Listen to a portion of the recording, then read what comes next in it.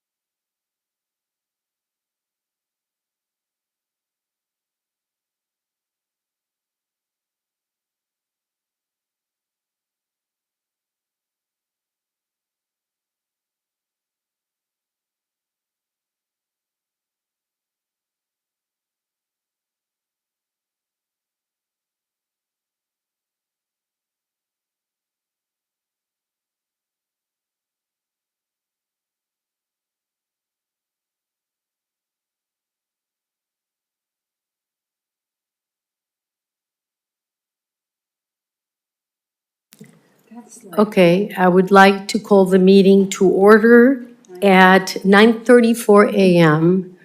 on February 17th, okay?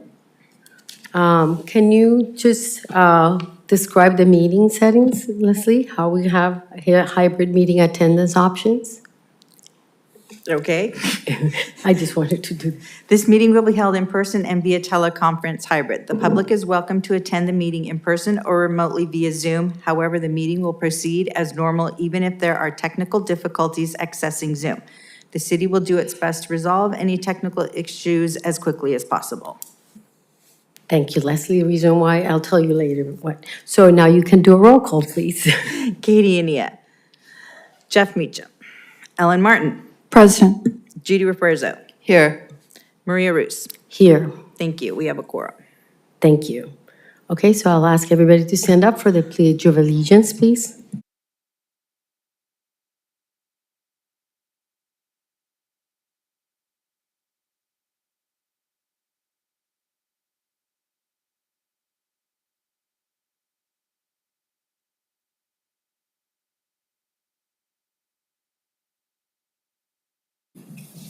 Thank you, everyone.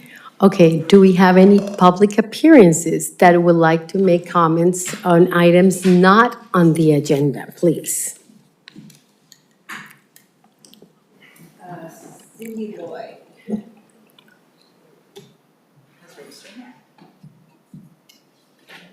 Good morning, Chair Roos and members of the commission. My name is Cindy Lloyd. I just want to commend you all for making it to the City Hall during this ferocious storm, but fortunately, it looks like it's not raining right now. At any rate, this is the first time I have either Zoomed in or appeared before a meeting of the commission, so I'm looking forward to making some comments later on. Thank you. Thank you for being here, Cindy. I appreciate that. Okay, so any announcements from the commissioners? None? None? Okay, I do have an announcement though. I know we can hear about our prior events, but just to thank all the commissioners and all the employees are here, and all those who participated at Pat for Pause, because it was quite an event, and I want to, even though we may talk about past events in a little bit, Leslie, I just want to congratulate Ellen Martin, Commissioner Ellen Martin, for being an incredible artist and creating a wonderful whole representing the Community Activities Commission. I never even thought we could do it. And of course, Mark will share we'll discuss more about the past events. So I just wanted to say thank you, Commissioner Ellen Martin, and all the commissioners who participated, because it was a great event. And thank you, Leslie, for being there, and for members of the public and the city to be there. And Leslie can thank you for the cookies. Okay, and we'll move into events, so I'll leave it to that, because I know you will start saying, well, we're going to discuss events. Okay, thank you so much, Leslie, appreciate it. No more comments from the commissioners, any comments from the staff? I just want to repeat what Maria said, and thank you, Ellen. You did a fantastic job, you and your team, so we can't thank you enough. And it was the hardest hole, I think, because I played and it was very difficult. Yeah, and Mark kept changing our dimensions there, so we'll talk about that later. But it was fun. Thank you, Ellen, again. Okay, so let's go into the consent agenda. Items on the consent agenda are routine in nature, right? They do not require discussion or independent action. So we have none on the consent agenda, right, Leslie? Oh, I'm sorry, I forgot to take that up. Yes, nothing on there. Perfect, thank you. Okay, so the order of business. Our first order of business will be the approval of the minutes of the January 13th from our regular meeting. Council members, thoughts, comments? I'll make a motion to approve the minutes. I'll second Okay, Ellen Martin. Yes. it. Yes. Judy Refuerzo. Yes. Maria Ruse. yes, Approved, thank you. thank you.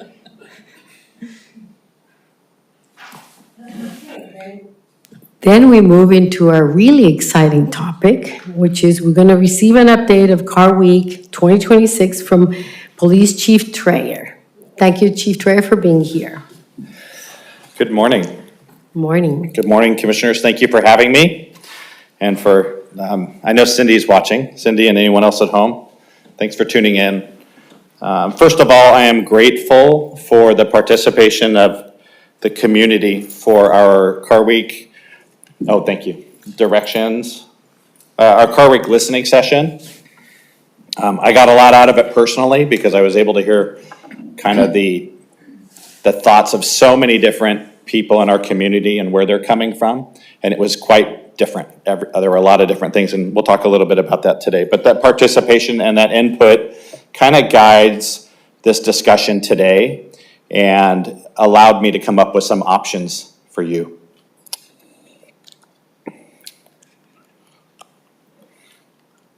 And I'm going to hit this button a few times, and then it will magically decide to listen or not. Oh, there we go. Okay. Thank you. Sorry. Okay. Our community, when we met and discussed at the two listening sessions, which were both about 2 hours long with the discussion afterwards, they talked a lot about the ever-changing history of Car Week, about how Car Week just went from being classics, which I'll talk about, to what it is today. And I was able to share my experience with my first Car Week event last year and how I felt about it and how I felt about the safety and where it was on that continuum and where it could be hopefully in the future. I was able to look at the crime data, especially for this last week or for this last Car Week. And then I produced an after-action report, which I presented here and also to council about what Car Week looked like in 2025. I've met with business owners personally. That seems to be the most successful way to meet with the business owners in our town. They just weren't represented a lot at the listening session. There were a few, and they were wonderful, and they gave great insight from their perspective, which I will discuss today. And then the Car Week listening session spurred a community outreach to me directly, and I had 8 visitors come visit me in my office. Some of them husbands and wives, couples. They would come in and tell me how they felt about the way things were and what they loved or didn't love, and it was a pretty mixed bag. And I have met with some of the council members to discuss their take on Car Week and what their expectations would be in the future as well. So we'll jump to the next one. I'll pretend like I'm hitting the button. What it came down to is why has Car Week become what it's become in Carmel? And it's because everyone, I feel like, and I'm going to generalize, wants to come here. It is beautiful, it is safe, and there's just this aura of beauty that when you bring fancy cars, daytime or nighttime, this is where you want your vehicle to be displayed. We all know that Ocean is just exactly that format for that to happen. And with social media now, it amplifies spontaneous gatherings, and we're finding that in the nighttime events. And I will tell you, I will preface that I don't have the ability to get rid of social media, which I don't intend to do, but that is a reality in our life, and I'm going to talk about that more in this presentation. And there is no official alternative outlet at nighttime for a lot of the vehicles that we're seeing in town today during Car Week. The next one are the impacts. We talked a lot about the daytime events. It was mostly positive. There were certainly people who didn't like certain parts. It was very subjective, but the tone of daytime events was that they were run well, very positive, and there weren't a lot of people asking for big changes during the daytime event, except for the content of the vehicles that I will discuss in a minute. The businesses were mixed. Hotels were slammed busy during that time. But as we heard at the listening session, there are some other types of business, including art and other businesses similar to that just don't have a lot or any customers during that time, but it's been that way for a long time. This isn't something new. The residents, the safety part that I put in there talks, I spoke about what I was seeing, which was pedestrians in the evening were jumping out in front of these fancy cars to get their pictures taken because they're influencers or they want to post it on their own social media. That's what I mean by near misses and those conflicts by pedestrians. And then, of course, the community discussed the aggressive driving, which is speeding, not just downtown, but throughout our town. People trying to get around to find parking, and they're jamming through our streets very quickly to try and be part of the show that's happening downtown every year. The residents were complaining about noise, traffic, and just the sheer numbers of vehicles and pedestrians that are coming into town. That was mostly guided towards nighttime activity, but definitely came up during the daytime activity as well. Fortunately, we have the parking shuttle, which definitely helped. And then from my perspective, I look at the liability, right? I look at the liability of exposure to our city, of the way we're doing things. And I think the cops and the police department and the city employees did a great job this last year at handling every issue that came up. It does cost money though, and that number is what I got from our fiscal team is about $36,000. And I tried to compare it to other years. It's pretty close. It's a little bit higher this year, but we had more days and a few more hours, and it's about the same every year. And there's no way to offset that revenue right now. There's currently no way to offset that $36,000. Next slide, please. The big question was, can we return back to the classics? They want Car Week to look, many community members want it to look like and feel like it did in the past. The elegant vehicles. They want the people that do come to town in whatever car to be respectful.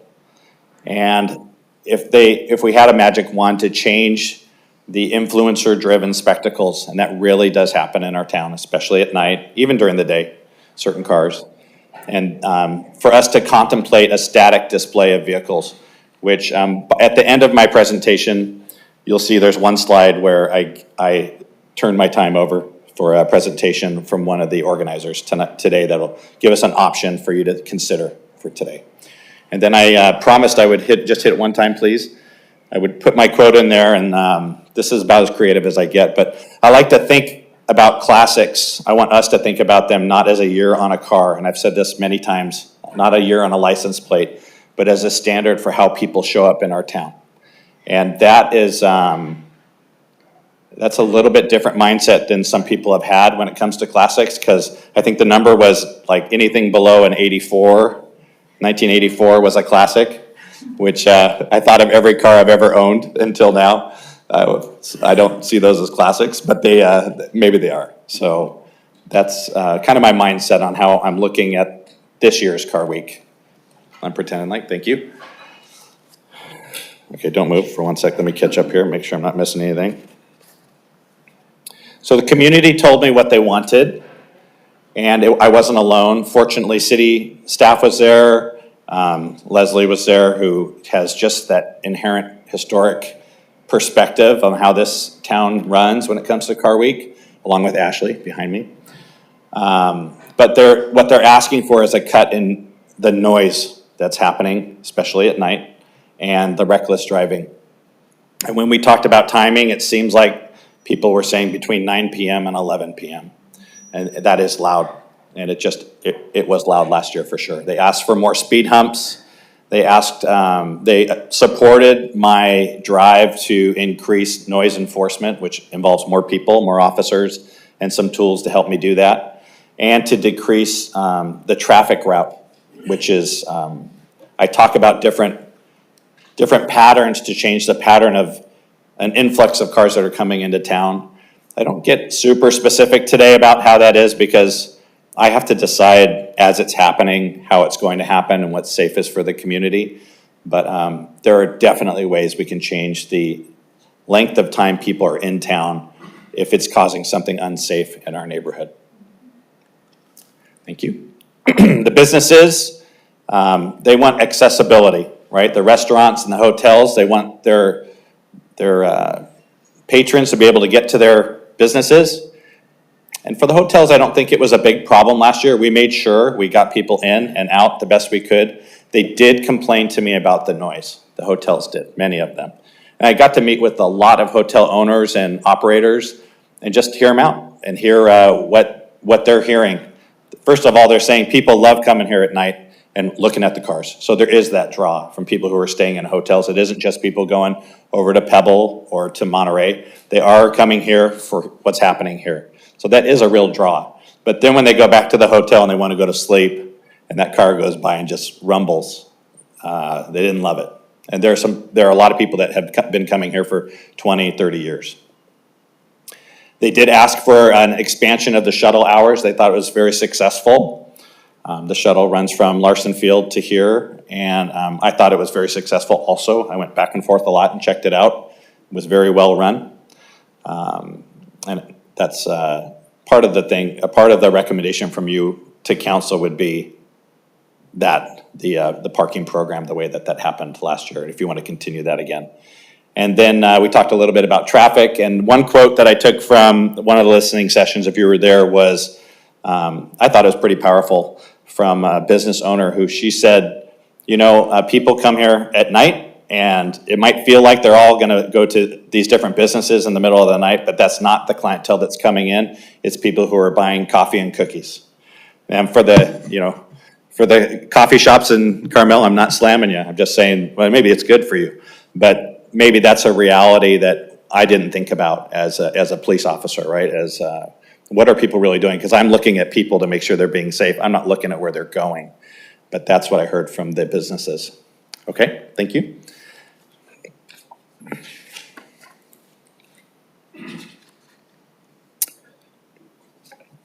As far as the community went, I took away kind of 3 words, and I know they're not up there, but I think of the word livability. Like, if you live here, what's it like during the week that you live here? What is the noise like for you? And what's your access like to our town? Daytime and nighttime events affect all of that. And I did hear from people. I know Commissioner Roos, you were there. There were people who said, I leave town during that week. And I don't know what it is for me. That's hard to digest, that you feel like you get to that point. And I don't know that I can change that in 1 year of being your chief, but I can tell you I value that mindset of that community member as well. Like, it gets so overwhelming where they live, and why is that? And then a couple of the people that said that came and met with me. And it's just the traffic. It's just the traffic that ends up stalling on their street in the middle of the night for 3 hours, 4 hours. It's very loud. So I understand that. All right, next slide. So one of the 3 proposals today are going to be the idea of entertaining a controlled, sanctioned nighttime program. And I think I would be doing it a disservice because it's not my idea to do that. It came up at listening session number 1 from multiple people, and I will preface it as from multiple generations of people from town. It wasn't just one generation, it was a lot of different people, which to me made that listening session worth it, because I'm getting a lot of input from 4 or 5 different people, and there was a great discussion about it, pro and against, and nobody knew the perfect answer. So I challenged the group to come up with something and present it to me, and they did. And only one organization took on that challenge, and that's Niall and Ashley, who are behind me. They took it, they presented it to me, they tuned it up, and today you're gonna hear that option and make a decision on what you think would work for our city, if it does or doesn't. All right, the next slide. Some people talked about the daytime events and wanted less events. They wanted different organization to the events. They constantly referred to the concourse on the Avenue and the Tour de Elegance, which I read a ton on before my listening sessions, and I get it. Like, it must have been great. And the pictures I saw were amazing and beautiful and involved a ton of work from, what was the family's name? Friedman, thank you. That family, and it's not lost on me. Like, I get it.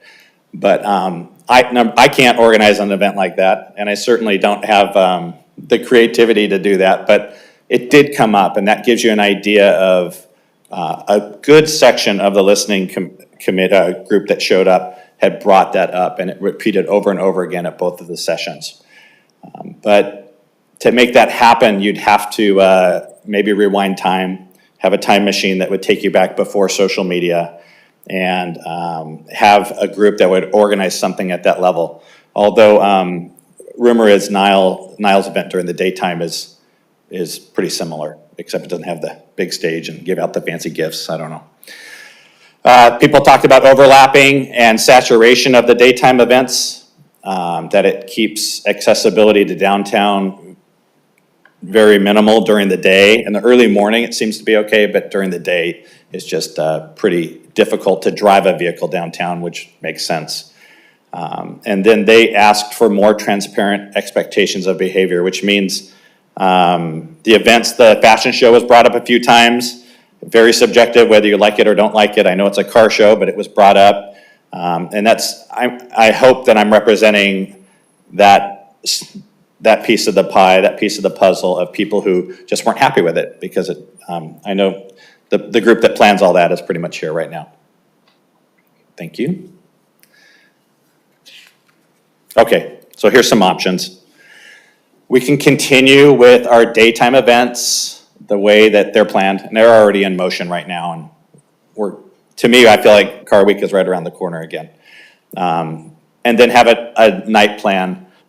I'm not saying continue with what we've been doing. We are not going to do that. I will tell you that there's going to be increased enforcement. The city bought us new vehicles, so we have more vehicles now for each of the officers. We've hired some great officers to help with Car Week. It will help for sure. And it'll offset a lot of the enforcement issues and give us more of a reach to try and get compliance from people who visit our town.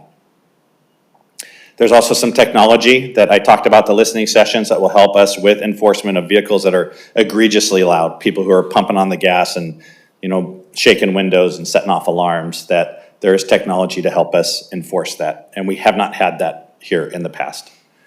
But I really think the third bullet on number 1 is the win. And that's me offering to meet with the car clubs that come to town, even if they're from far away. A lot of them come from Los Angeles, and talk to them about what I saw and what behavior would be tolerated legally in our town. Because many of the car club teams met with me during Car Week. They were very polite and responsive, and I appreciate that. So these aren't just, people that are out to do wrong. They're just there to show off their cars most of the time. The second option is an adapted cruise route.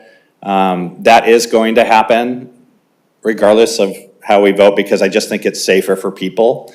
So that will be part of my safety plan, and how I engage that depends on what happens, just like it did last year. There were some nights I had to do it earlier, change the route to make it safe for the pedestrians and cars. That will happen, but that kind of falls in line with number 1, but gives you an idea of what I'm thinking. And then the third is the evening event that you're going to hear a lot more about. I will tell you pros and cons after I hear our presenters speak, just from my perspective. And then I think if we get to questions and such, then it'll help kind of guide my information toward you.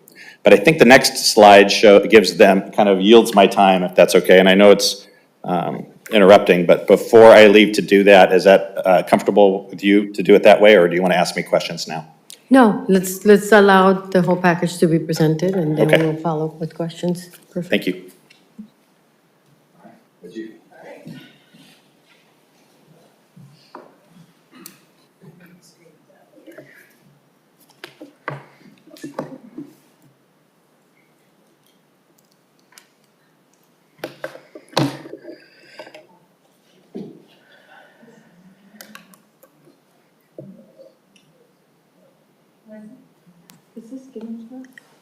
Since it was not shared with us, is it okay to include it in the agenda? Now that I just put it in afterwards.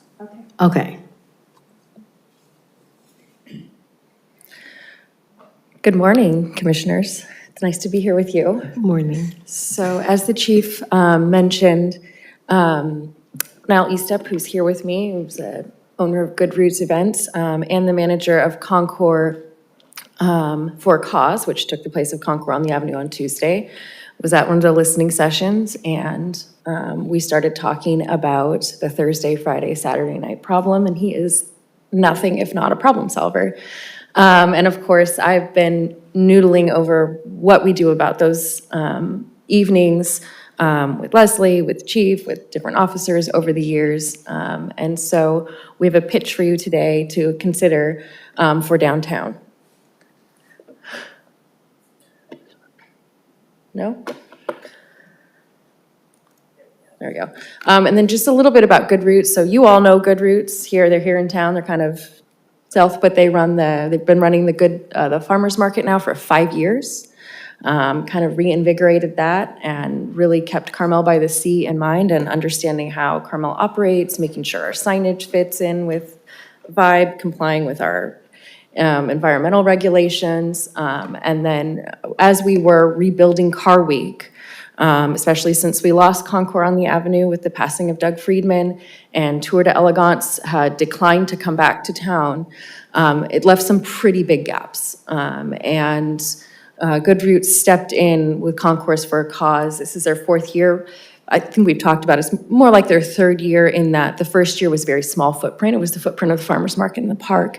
That kind of got their feet wet, so they understood how Car Week works here in Carmel, and I think have been really instrumental in bringing that Concours for an Avenue vibe back in terms of attention to detail, in terms of those classic cars, and filling some pretty big shoes. The other thing that's not listed on here is Carmel Culinary Week, again, so Good Roots really understands what Carmel is looking for, is working with Carmel organizations, is working for the city, and has a track record doing that.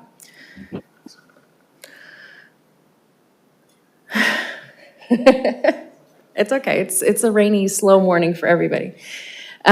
So quickly, our proposal is this temporary traffic control during car week in the evening hours to support the Carmel Police Department. We know they're all over the place, especially in the evenings. It's not just the downtown core, it's on Carpenter, going in and out of town. I mean, it's everywhere. It's noisy, it's loud.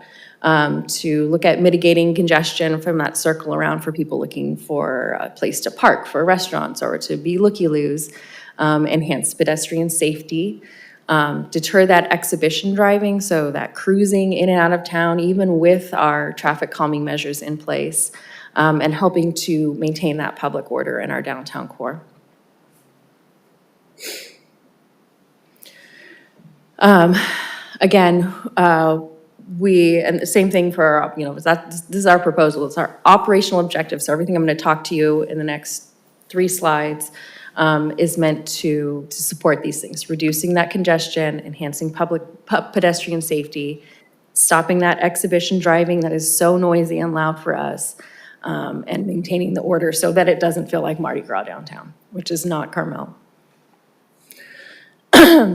So we're looking at proposing from 6 to 10, Thursday through Saturday, working with the Carmel Police Department to implement some traffic control strategies. And what that entails is the same footprint of the Car Week events that we have now, Unipro down to Lincoln, and then all of the side streets going up Ocean Avenue to 6th and 7th. So it's not a bigger footprint than any event we've ever seen.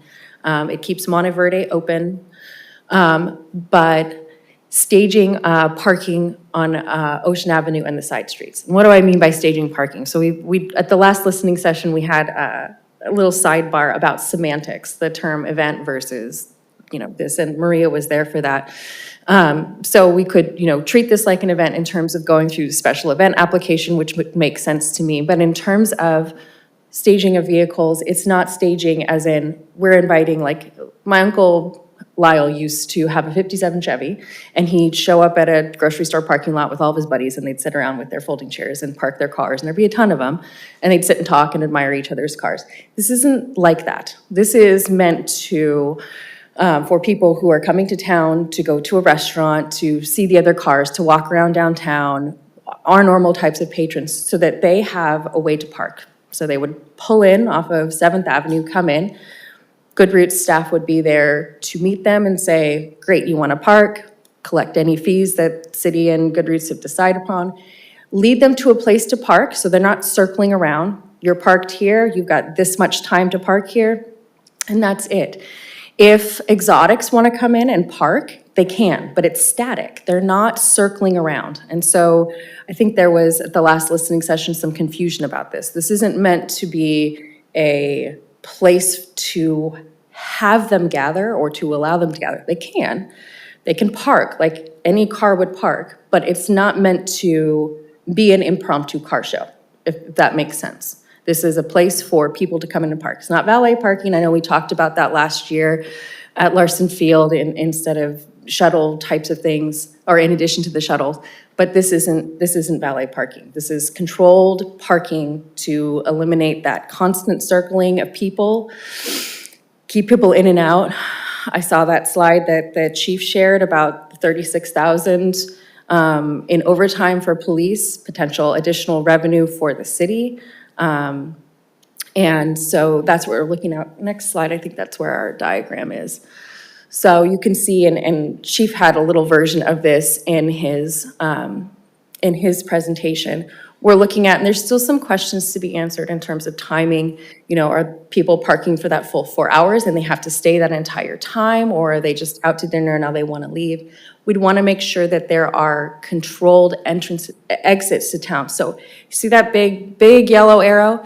Everybody's going up Ocean and out of town. They're not going out into the residential area. Those from the downtown core, everybody heads up Ocean Avenue.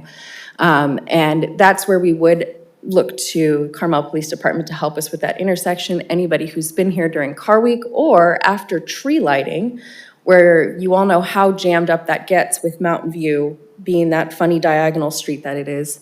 We also talked about additional lighting, which I think I included here. Chief brought that up with us because Sunset is around 8 o'clock at that time of year, but it does get so dark in town. And so making sure, one, we have pole lights up like we use in the park for the tree lighting, and at that intersection of Ocean and Unipro going over to the church, for the nativity after tree lighting, so that we have well-lit streets, people know where they're going, they can see our officers, they can see staff, and it's safe for pedestrians.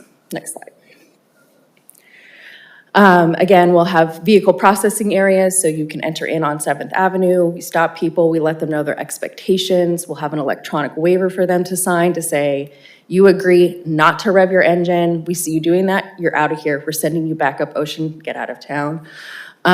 We'll have adequate staffing, so we have enough people per block to make sure that people are complying with what they've agreed to, that cars are getting where they need to go. And make sure that we have those emergency access routes maintained and open. Staff will be highly visible, and we're gonna work really, if this would come to fruition, we'd work very closely with the police department on how everything would work with them. And then again, controlled exit up Ocean Avenue. We want people to go, once they've had their dinner, once they've done their shopping, once they've been here in town, head up Ocean Avenue and back out to Highway 1. And that's, I'm happy to answer more questions, go into more detail. Niall's here as well. But that's kind of our pitch. So controlled parking on Ocean Avenue to reduce cruising, circulation, and to limit these kind of impromptu car shows and the chaos on the corners of our streets with the influencers and the photos and everything like that. And I'm happy to answer any questions, or if you have questions for the chief, we can tag team it. So how many nights? Right now, 3 nights. And so I think, knowing Carmel, this is a big pitch. This is a big change. And so we could consider trying it for 1 night to start off with, rather than 3 nights from the jump. But there's all kinds of ways to work it. And I'll let Chief, do you want to jump up and before we start a bigger discussion, what the chief thinks the pros and cons are? Because there are pros and cons. I've thought about pros and cons. Yes, And always going that way. yeah, that's a great idea, because I would like to let the chief kind of wrap up the presentation with his views, and then we'll have questions for all of them. Does that Yeah. make sense? Yeah. Okay, perfect. Thank you. Thanks for the presentation, Ashley. Okay, pros and cons is the next slide. The pros are that it controls downtown pedestrian and vehicle interactions. And right now, it's not very controlled. We do the best we can, but it is a cruise downtown. The sound should be lessened because these would be static vehicles that are parked, which is a win during those 4 hours of time. It creates an experience for visitors, which can be pro and con, I guess. But it does create an experience where they're able to look at those cars that they want to look at in a way that's safe, and that is a big change. It might be some potential funding, like Ashley said, for the city and for the community. I don't really get involved in that part of it, to be candid with you. It does increase our on-site security by having their team here. It would be a huge force multiplier of eyes and ears to help us if there's an issue. It creates parking up and down Ocean that does allow business access. So those are the main pros that I thought showered, if you will. And then the cons could be that it would draw a significant response. It's the first time we'd have an event in the evening in Carmel. And it could be hundreds or thousands of people that want to be here for that inaugural event, if that's the way social media plays it. It's good because it's new. There could be more noise from that, and when those people come into town, they have to park somewhere. So it'd be great if they used Larson Field and shuttled over. Many will, but many won't, because they didn't last year. So we'd have to hopefully find a good balance to control that as traffic would increase in town. I am concerned about what I call spillover. I did put it up there, spillover crowd behavior. That's when groups of people come into town, maybe to see cars or not, or just to be part of the event or non-event. And then they do their little pop-up event down at Del Mar or somewhere else that in a parking lot that they figured out. And that does take additional resources. That kind of happens anyway with the amount of people that are in town, but it could increase that. And my question, which is very subjective, is just does this type of event fit the character of Carmel? And that's what I'm bringing up to you, because it is a big paradigm shift to what we're doing now versus what we could be doing with this type of event. I really appreciate you bringing up lighting, because one thing I felt like when I was out there every night last year was it was too dark. And so people would come up and say, what if something happens? And the answer is it would be very complicated and difficult to not have lighting. Lighting does two things. It literally sheds light, and some people say it clarifies, it cleans the air, meaning people are just more responsible because people can see what's going on. So if we did sanction anything like this, the lighting to me is a priority. And I know that's unusual, but it would be a priority for the right reasons that Ashley talked about. If you do say yes with this idea, I would recommend it's a pilot program for the first year. I would, we're gonna have to do a lot of connection with our community if council votes on it as well, that they understand what's happening and why we're trying to do it. I think Thursday through Saturday is smart if we do it that many days, because people are going to show up anyway. They are going to be here. And sorry, I just always have to make sure it's not the big call. That's not. I do think the controlled entry is key that they brought up. I really like that idea of them coming in off of 7th. Just controls vehicle behavior, which is huge. And you know that the people are going to line up along just to see those cars coming in. It will be a spectacle. The stationary vehicle idea makes the noise a lot less, which I think is a win.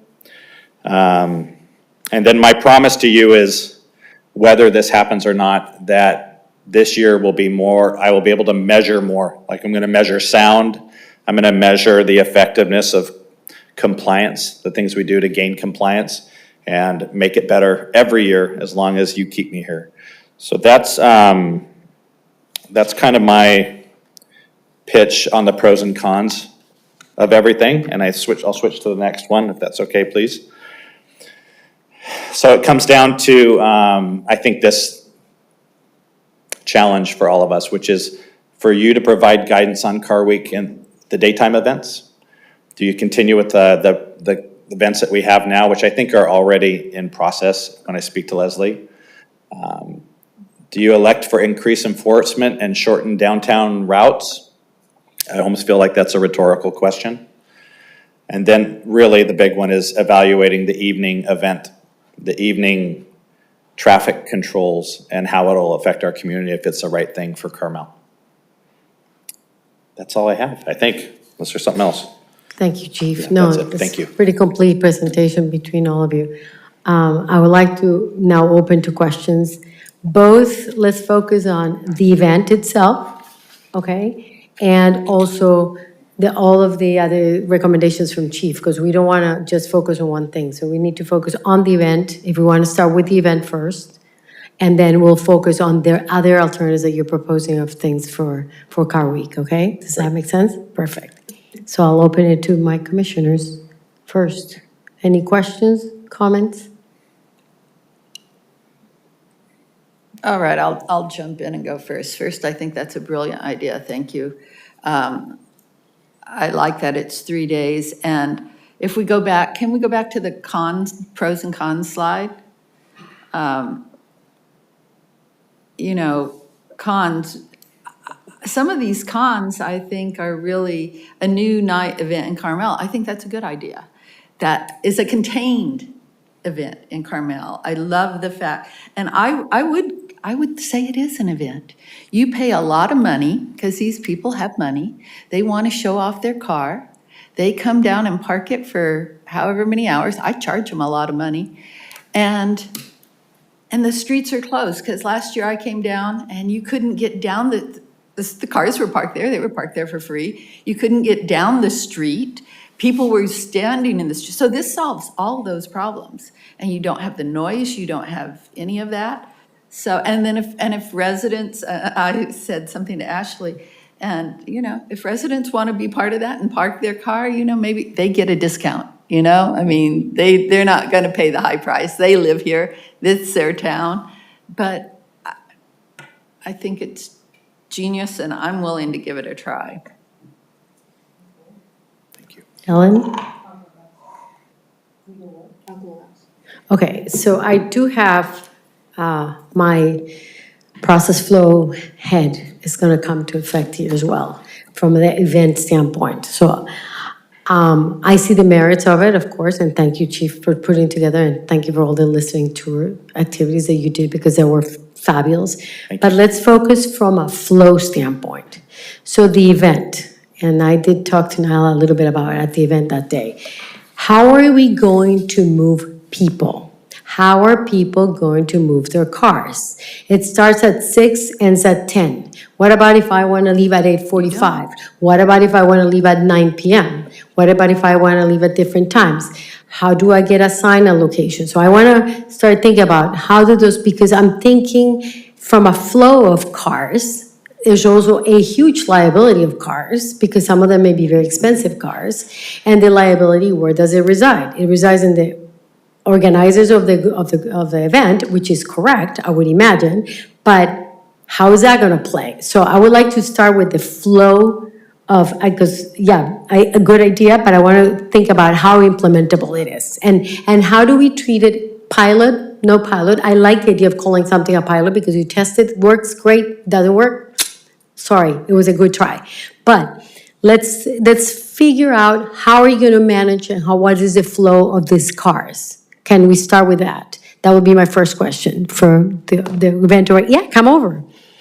And then the second question to that is, how are you going to charge? And I'm going to give you my city hat. What are you going to give me? Because I want to have to be a recipient of something as a city for those, great, charge them a lot for the parking location, but what am I going to get? I could charge you parking stalls, which we have a rate for, but we have different rates. So, okay, so if you can answer those two first questions now, that would be great. Thank you so much, commissioners, for taking your time today. I really appreciate the opportunity. Over the last 5 years growing up here as a community member, it's been such a privilege to one of the most special places in Monterey County to be able to kind of curate moments and experiences, and doing that in a safe way, in a way that very, very much feels Carmel-by-the-Sea. And I think we've demonstrated that we have done that with anything that we are involved with, that we make it very Carmel. So going to the points of, so one thing is about the load-in. I can understand how that could be a little of a concern. So managing farmers markets, we've had vendors up to 100 before. So having a large influx of people and cars is something we're very comfortable with. So what we would do is, why we chose between 6th and 7th is because that is the longer road. So what we would do is we would have cars come driving in so they wouldn't get jammed up on, I believe that is Montfort? On 7th, and we would have them come down into Dolores and San Carlos and Lincoln so that they would have ample area. So we wouldn't actually fill those locations on between 6th and 7th first. We would push all the cars down. So the waiting would happen between 6th and 7th. And then as for how they would be parked and when they would have to go. So it would be very clear to the people who are attending that when they need to exit and when they enter, that we would have a staff for each of the cars that would go to them, park them, and say, when you come back, please come to much like a valet service, but it wouldn't be valet. They would say, I'm ready to leave now. We would say, great, we're going to send 2 people over, and we would escort them out of the city to make sure that there is clean flow between pedestrians and the cars.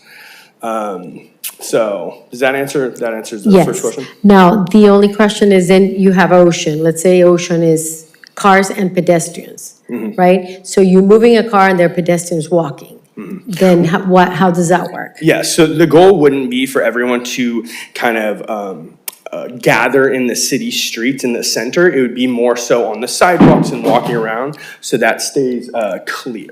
Okay. So we would have attendees throughout the whole city, 8 to a block. So we're talking about, a lot of people, right? So we're talking about like 50 plus people. And so when they would come to a section and come up the block, they would be greeted by more people and they would be flown out.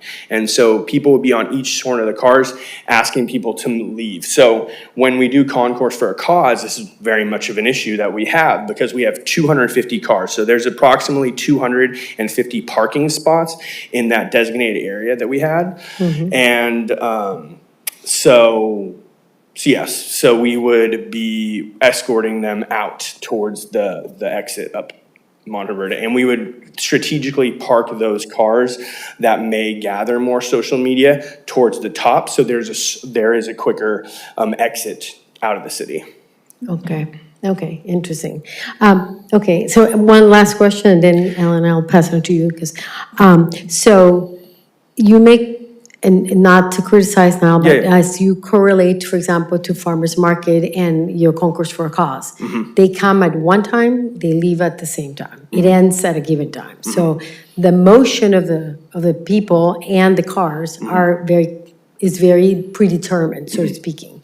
Here, we're allowing everybody to leave at any time they want. Let's say I bring my exotic car, parked it, I want to have dinner and walk around, but I want to leave earlier. Yeah.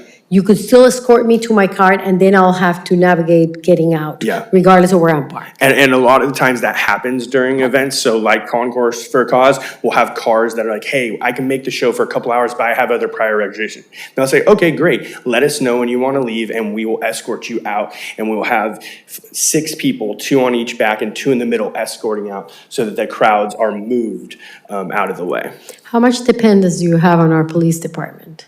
How much dependence Do you need? I think we can staff all that area. If there's obviously something that is out of our control, we would be in contact with chief. But as for the management of the people and the kind of that we wouldn't need any support From the police department? from the police department, just in coordination. Okay. We would need to be in coordination with them. Okay, good. Thank you. That answers my questions, Ellen. Leslie, could you put up the map that they're talking about as far as the streets closed off and how people come in? This hasn't to do with the parking, but is there a place that we'll have for all of maybe the events that are happening in Carmel that week where the Ubers and Lyfts can drop off people? Is there a designated area? I know that a lot of big events are doing that. I think that's a great idea, though. Okay. All right, so here we go. If you've got everybody coming in and you are having them digitally sign off and maybe pay for their parking, how long will that take? I mean, we can make it very quick. We could send them a link to be able to read the full contract, but we'll make it at, a page. But I wouldn't estimate more than 2 minutes. I'm just thinking of the backup. Yeah. Of the cars that are backing up and then they're backing up and then they're backing up. And then you have the residents really angry. So that's one thing that I think really needs to be thought out. How many parking stalls will you be using? So we'd be using all the approximate 250. And so with the 6th and 7th, when cars are entering, there's approximately 25 spots that are kind of down on, in between 6th and 7th, that long street, right? And so what we would do is, as I would be like checking people in and I see a car pull in, I would walk with the car and I'd have somebody on the side so we can keep pulling people in. So the check-in would actually be able to, if there was a large gathering at that time, that we would have people surrounding the cars and check them in. So if the line did grow, the check-in would come deeper into 7th. So you get that congestion of traffic off of the main street where all cars are going. It's a strategy that we use often when we're checking in, like a lot of farmers market vendors, is just to get the cars inside so that the flow of traffic can continue, and so that we are still making sure that we have extra staff on those check-in avenues, so that it doesn't get congested. Okay, I live on San Carlos between 7th and 8th. And 7th, between San Carlos and Unipro, is always so congested all the time. So you're bringing people in, and where are you shooting them down to then go to 7th? Are they coming in through Unipro or going down Ocean? I'm sorry, I don't understand. Yeah. So they would come from either direction. So they can, so anywhere on Unipro, they can, anywhere on 7th, they can turn right. So they would just, you can't see, oh, can you guys see that? So they can come this way or they can come this way, and they would turn here. So the cars How are they would- gonna know that? We will have signage here. We will have signage, and we'll have attendees right here that for paid parking, please enter. So it's like 2 hours of paid parking or something? So I personally, we haven't kind of decided exactly what that would be, but I would be 2 to 4 hours, depending on what it would be. I don't think we're gonna get into the business of ticketing cars. I don't Right. think that, I think that that'd be a little difficult for this first time. But we could say, we could let them know you have 2 hour window, and then we can mark their tire with a certain color of chalk if we want to see that overturn of cars. So if that was, a desire, we could definitely come up with a strategy of that. Because some cars are going to want to stay for an hour, some are going to want to stay the whole 4 hours. I didn't want to get too lost in the cost, and I think that's something we can determine. But as for the duration, I think any time up to 4 hours, they just have to leave by 10 o'clock. And maybe you could put like the people who want to stay the full 4 hours, park them on Ocean. And the ones who only want to stay like the 2 hours, park them on the side streets. Yeah. Because Ocean is where, the scene's going to be, right? Probably. Yeah, we would definitely put any exotics we would put in this area so that they don't do victory laps, because there's a lot of videos that I've been sent and seen, or where people are driving around here and they're like, oh, rev your engine, and there's just floods of people all on Ocean. So the goal is to contain that all here with the exotics, and put we could put all the classics on Ocean. If you're just a pedestrian looking for quick parking, you could utilize the side streets here, but you would really contain that, the individuals on the sidewalks here. What do you consider an exotic? I think when you see one, but I think that they are anywhere from upwards. Anyone who's driving around, that's like up to the 2000s, that are these hyper cars, and so they're beautiful, 69s and 50s and stuff, but those aren't attracting the specific demographic that all have their phones. So I think it's less of a specific exotic style car. It's like, oh, this is going to draw a lot of attention, and they're typically parts of group called DDE, which are these exotic groups that travel together. And so we would get into connection with them to make sure they are aware of these rules and regulations, which we currently do have connections with them already for other. We have The another. Italian cars. The Lamborghinis, the Ferraris, and, yes, the rumbling and very low, yes. Yeah, so there's a difference between exotic and classics, and I think people appreciate and love the classics, but the exotics are the cars that are really creating an issue for the city, in my opinion. Did anyone consider like using the Sunset Center parking lot and having the car show there? That went nowhere. I think to be just, yeah. So we did, Niall and I did talk about that, and the Sunset Center is actually, they have their own private event going on, the Zinger event, and the Sunset Center North Lot, if you fill that lot up with exotics, it would be a zoo in town. It's not going to necessarily solve any problems, and you'd still have cruising in the downtown area. So we did discuss it, but especially if you stand, and Ellen, you've been out there with me, and Judy's been out there with me, and Homecrafters early in the morning, the parking lot echoes. And so you'll have this roar of engines coming yes, up. going up. So everybody living on San Carlos or right across the street is not gonna wanna hear all those revving engines coming in and out. And I'm not even sure, I mean, with the slope of the driveway, how well they would even be able to make it into the north lot of Sunset Center without scraping the heck out of the underside of the cars. Just one last question, and it's not for you guys really, it's for the city. And that, event fee for the police, a lot of, cities in our county do that, especially Monterey. Monterey decides how many police are going to be out during the event, and the minimum event fee for police at that time is $200 an hour. And they do decide on how many officers, and it does bring in extra money for the city, or just to pay for, if there's overtime, you have to pay. So I don't think that we do that, and it would probably be a sticker shock for a lot of groups, but I think that's something to discuss going forward in, maybe 2007. Thank you.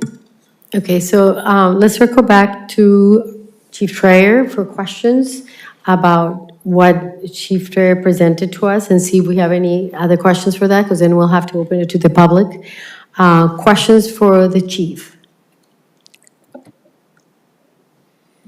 No? Okay. I really like the idea of the speed bumps and having them out all that time of that week to slow people down, especially if they're in those expensive cars, they're gonna slow down. Hopefully they don't rev it up when they're at the, but I think that it's a great job that the police department did with the city on all the listenings and coming back with some great ideas. Thank you.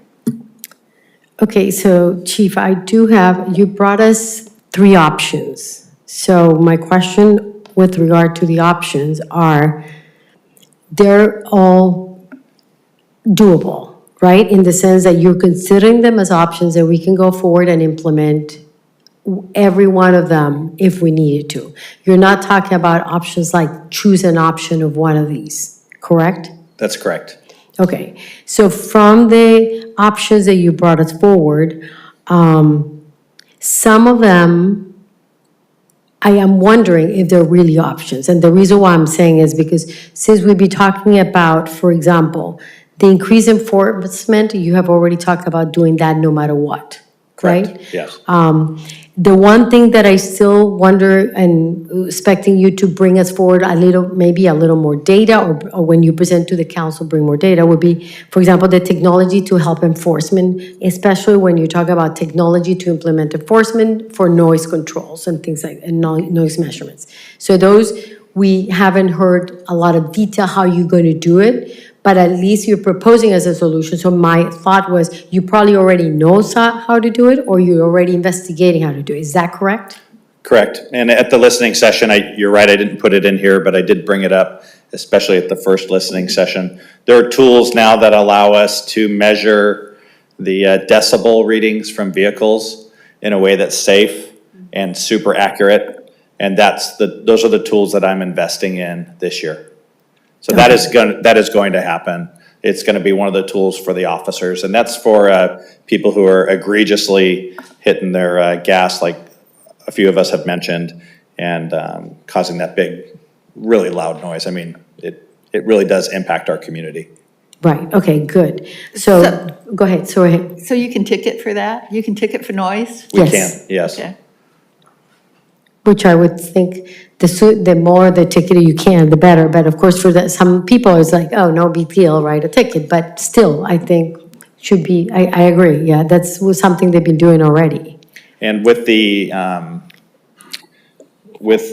nighttime option, that's going to be very clear to everybody who participates that that's not a sanctioned way to act in Carmel. So we're just asking for people to be civil with it. We're a residential community, right? So when people come to town, let's see if we can find a way, if that's the option you end up going with. But I can tell that that is a focus for Niall and for Ashley, that the education is there. And that's also part of this program, which we didn't talk about, is just putting it out there through social media, through the media and our Facebook page. But the putting it out so people know that, and meeting with a group of 10 people come up from LA and they come every year, Car like, clubs. let's be transparent. Like, we don't want to surprise anyone. We want them to know you're welcome to be here if you treat Carmel with respect, because the laws will be enforced. Yes, go ahead. Ellen, you have a comment? Because Yeah, I think reaching out to the car clubs, however that can be done, would be really important for the success of this event, and having everybody know what's expected. We're a little village, we're not a big city. right. Okay, so another question, or I guess because we'll move to comments afterwards, after we hear from the public, but from the cruise route or the adopted, that route, I would love to see, I guess this is a little bit of who I am. I'm a visual kind of person, so if you could show us kind of what route are you doing and how are you altering the current route that you have? Because you did describe that at one of the listening sessions, but since many people may not have been there or they're new members of the community attending this meeting, so maybe it would be good for you to describe what that really entails, that adapting that route to, and what your thoughts are because of that reducing the speeds and the way that cars exit the city, which I think is important, right? It's important. I think I have to find balance with that. If I put it out to the world, it could allow people who are here for the wrong reason to come up with a new plan. So I actually think it's probably better for me to tell you that I have multiple options, because I do, in how that route would look, but it would shorten, the most important thing is that it would shorten the cruise through our town, because not just because I want to, but because it affects safety for pedestrians. And if we do this, if we do the Thursday, Friday, Saturday thing with the organizers, great. But it will always be an option to have a route or two or three. And one thing with all of these options is we have to have contingencies in place to make sure if everybody's coming down 7th, like you said, Commissioner, and it starts to get crowded, then we adapt, right? And that's my job. Although the police might not be the primary facilitator of that event, that's not what we plan to do. We will be downtown. We will be there, and we'll make sure that we're keeping the flow going the best we can. But it will, no matter what we do, it will bottleneck. It does every year, and it's like right when the sun goes down, and it just happens. It's just human nature that the dark kind of attracts more of those exotic cars to our town. I had one question, and this might be for someone else though, but in your number 2, you had used railings to protect pedestrians from the traffic, and Yeah. of course, the visual look is always so important. Who would be responsible for that, and how would that go? Yeah, I added that one in there. In fact, I talked to Niall before this presentation today. The city has those. They have the metal rails, which they're not beautiful, but we're talking nighttime only. And if that's what it takes to keep people safe, I don't know how that would look, but I want to make sure that we have that option available to us. Lighting and railing are two things that Carmel doesn't have at night, right? But the option, what that does, and what I saw was thousands of people encroaching on the McLarens, the Lamborghini, whatever fancy cars here. They were just in the street, and it makes for a great photo for social media, but it really wasn't safe for them. And so those railings would allow us, if we put those little plastic ones up, we have a lot of them. If we put the plastic ones up, it sends a different message. You can go under those, right? You can move them. They're easy. They're very light. The metal ones control pedestrian traffic. So we have to have that as an option. And I found a bunch of them over in our yard, so I know we have some. Probably not for the whole Ocean, but maybe in the hot areas like Junipero and Ocean and Mission, that area right there, it might be a good solution. Okay. Some people get like sleeves to go over it. Oh, yeah, Yeah. And yeah. other thing is I've rented bicycle, it's not bicycle, but it's fencing that looks a little bit visually more pleasing. Because Okay. I don't think the businesses would like those. I think you're right, yeah. But if we knew how many, we could maybe start a sewing center. Anyway. Well, you don't want me to do that, I promise. I wrote it down, and that's something we can look into. Perfect. Okay, well, let's, no more questions from here? Okay, because I would like to go to the public for questions and comments, and then we'll bring back to our final comments and recommendations, okay? Any comments from the public? Oh, there's one coming in, sorry. Shirley, you need to unmute yourself. Well, Donna is going to speak here. Oh, well. Go ahead.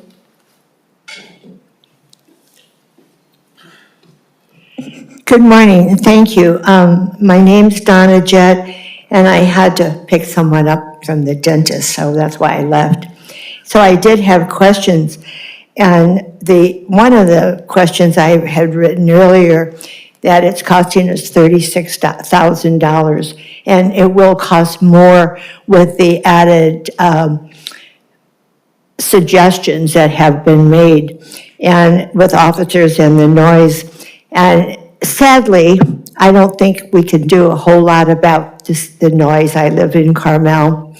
And the other thing about people leaving town, I was in LA at the Olympics in '84, and they all left town. It was the best traffic ever. When you do world-class events, the locals are inconvenienced. It's a way of life. It's not that they're picking on the residents. Any world-class event, AT&T, the Concord, the US Open's coming, and the British Open goes to St. Andrews, a town smaller than this, with as many people, and they accommodate it. And the businesses overall depend on those high weeks, those high events to make their money. Our TOT and our sales tax is 2/3 of all of our budget. So if we do not have these events, then our budget will be severely, severely impacted. And Pebble does one thing, and I don't know if the chief would think about it, but they take on Monday and Tuesday before the event and make the streets one way. So even the locals get used to it. On Monday, there's nothing going on, but if you know you have to go a different route to get out of town, the same as you do when people are working on the street. You go, oh, I can't go down Dolores, I have to go a different way. Then maybe people would get used to that route. But again, at night, they can change it. And there's nothing we can do about the social media and the influencers. And because if you see on the news about the rallies, they're all instantaneous in Berkeley and Oakland and Chicago. The word goes out and they all congregate. All you can do is be prepared and handle it as best you can, which our police department does. So I think those are facts of life. It's not something I made up. And to bring tour elegance back isn't going to happen, so that's a dead rabbit. Sorry. But it's not going to happen, so you can't bring back the dirt street we used to have, or the log cabins. So those are some of the things that I think. And I also think that or suggest that you look at new ideas. The old ones maybe worked 20 years ago, maybe because we all volunteered with Concord and whatever. And again, we can use some of these new suggestions in 2027 when the US Open comes. And these are huge events. Other cities welcome them. Welcome them. You know, they're happy they were chosen, because if you're in some other cities, you never have these events. And as far as any suggestion that might make a little money is always welcome. As we know, Monterey is $10 million over budget. All of these cities are going into debt and over budget, pulling from their reserves. Anything to even break even with what the police will do.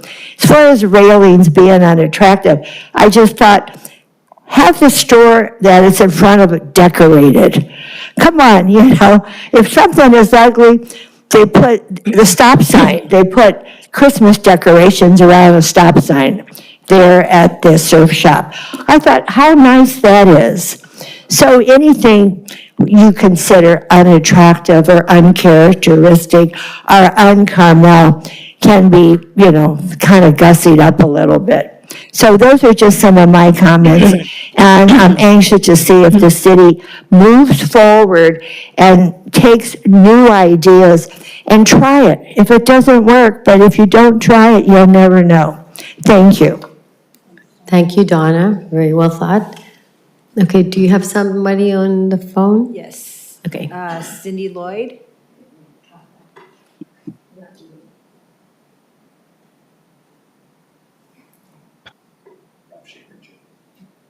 Cindy, are you there?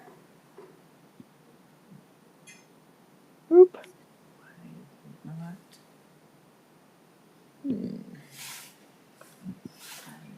Not muted on my end.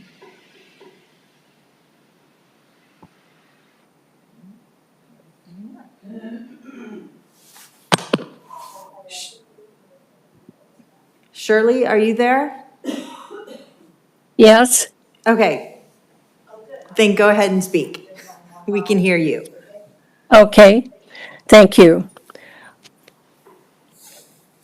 Have you ever tried to have a meaningful conversation with someone who wasn't comfortable with pauses in the conversation and someone who couldn't stand silence so that they just filled it up with words, any words? That's what I feel like is happening to our city and this event. I can't imagine that Carmel can't be more selective, be intentionally limiting, and make a better event for everyone. The fact that people have to leave town in order to enjoy Car Week is ridiculous. Shouldn't be Car Week, it should be Car Day. It should be so selective and so unique that all of the residents will walk into town because they will be enjoying it and they won't have to leave town. Silence is part of the experience here. Not every moment needs to be filled with empty events. I would like for us to spend a lot less time trying to mitigate the impact of these events and just reduce the events causing the impact. Thank you. Thank you, Shirley. Cindy, are you there? Can you hear us? I can't seem to get on here. There you go. We hear you now. Okay. Thank you very much, Commissioners. My name is Cindy Lloyd, obviously. I have to commend Chief Trayer and Ashley and the Commission for recognizing that Carmel does have a character, and it is considered when thinking about the events that you're currently faced with analyzing. I echo some of Shirley's comments, which are, why should residents be forced to either stay at home or leave town? And when did Carmel become hostage to this event? Why is our town accommodating this event? You, as the commissioners, should be representing, at least in my view, the residents of town, and this should be events that are pleasant for the residents because the tourists are always going to come. like other people, I got caught in traffic on the Thursday event. It took me 4 hours to get home from a medical appointment that took 20 minutes. I appreciate that Chief Trayor's focus is the safety of Carmel and that he's not in a position to decide what's going to happen in terms of events. I'm not sure about Ashley's presentation as to whether or not that would mitigate things at night. I have a feeling that it might if it's organized and can be handled the way it's been presented, because otherwise the public streets are going to be filled up with people anyway. So it's really a quality of life issue for us all here, and not just a money issue, except that the increased cost to the city by the police department is certainly significant. So I hope you will seriously consider the option of limiting the number of daytime events and making them really quality, because after all, Carmel has always been known for quality. Thank you very much. Thank you, Cindy. Any more comments? Okay, so let me bring it back to this and see I'm gonna first read a comment from Katie Yanea, one of our commissioners, also the head of the chamber. She sent me a comment for Car Week since she couldn't attend in person. She said, I'm especially interested in exploring additional nighttime options that could help extend activity in a way that supports our businesses while maintaining a positive experience for residents and visitors. On behalf of the chamber, I can also confirm that we will support the chief's efforts. Our shared goal is to best support Carmel businesses so that they can have a successful Car Week and feel clear, positive impacts on their operations. Okay, so that's from Commissioner Enea. Any last comments, recommendations, or things that you want to go forward and as you assess the options, please? You know, it is Car Week, so that means more than just people coming to town, it's cars. And I feel like it's our responsibility to control the chaos. And I think that having events that are controlled and bring those cars that are still going to be coming into how we feel they should come in and park is really important. I think this all came about because people were going out in the streets and doing selfies in front of these cars, and there was a lot of problems. Since the COVID, things have changed. And I think it's time that we change with them and have the events that are safe and that we're prepared and that we thus are limiting the liability of the city and the people that are doing the events with us. I think it's really important, my background is a large-scale events, that we control the narrative, and they're going to come anyway. We saw when COVID, at the end of COVID, how they were coming up and doing all those turnarounds and all that craziness on Ocean. Last year, we saw where there were all these I don't forget what they call them when they come and they turn their car around, but in front of In-N-Out, they had to close that street, Del Monte there, last year because there were so many people. So I think that Carmel is really smart and coming up with safe and controlled, if that's the word to use, events, because these people are coming, and if they're coming, I hope they're spending money in our village. Thank you. Okay, first off, it's not just our problem. It's the whole Monterey Peninsula's problem. And we saw that a few years ago when all the police chiefs had to get together to work on this. Reaching out to these car clubs, I think you guys have been doing that for a few, 3-4 years now at least.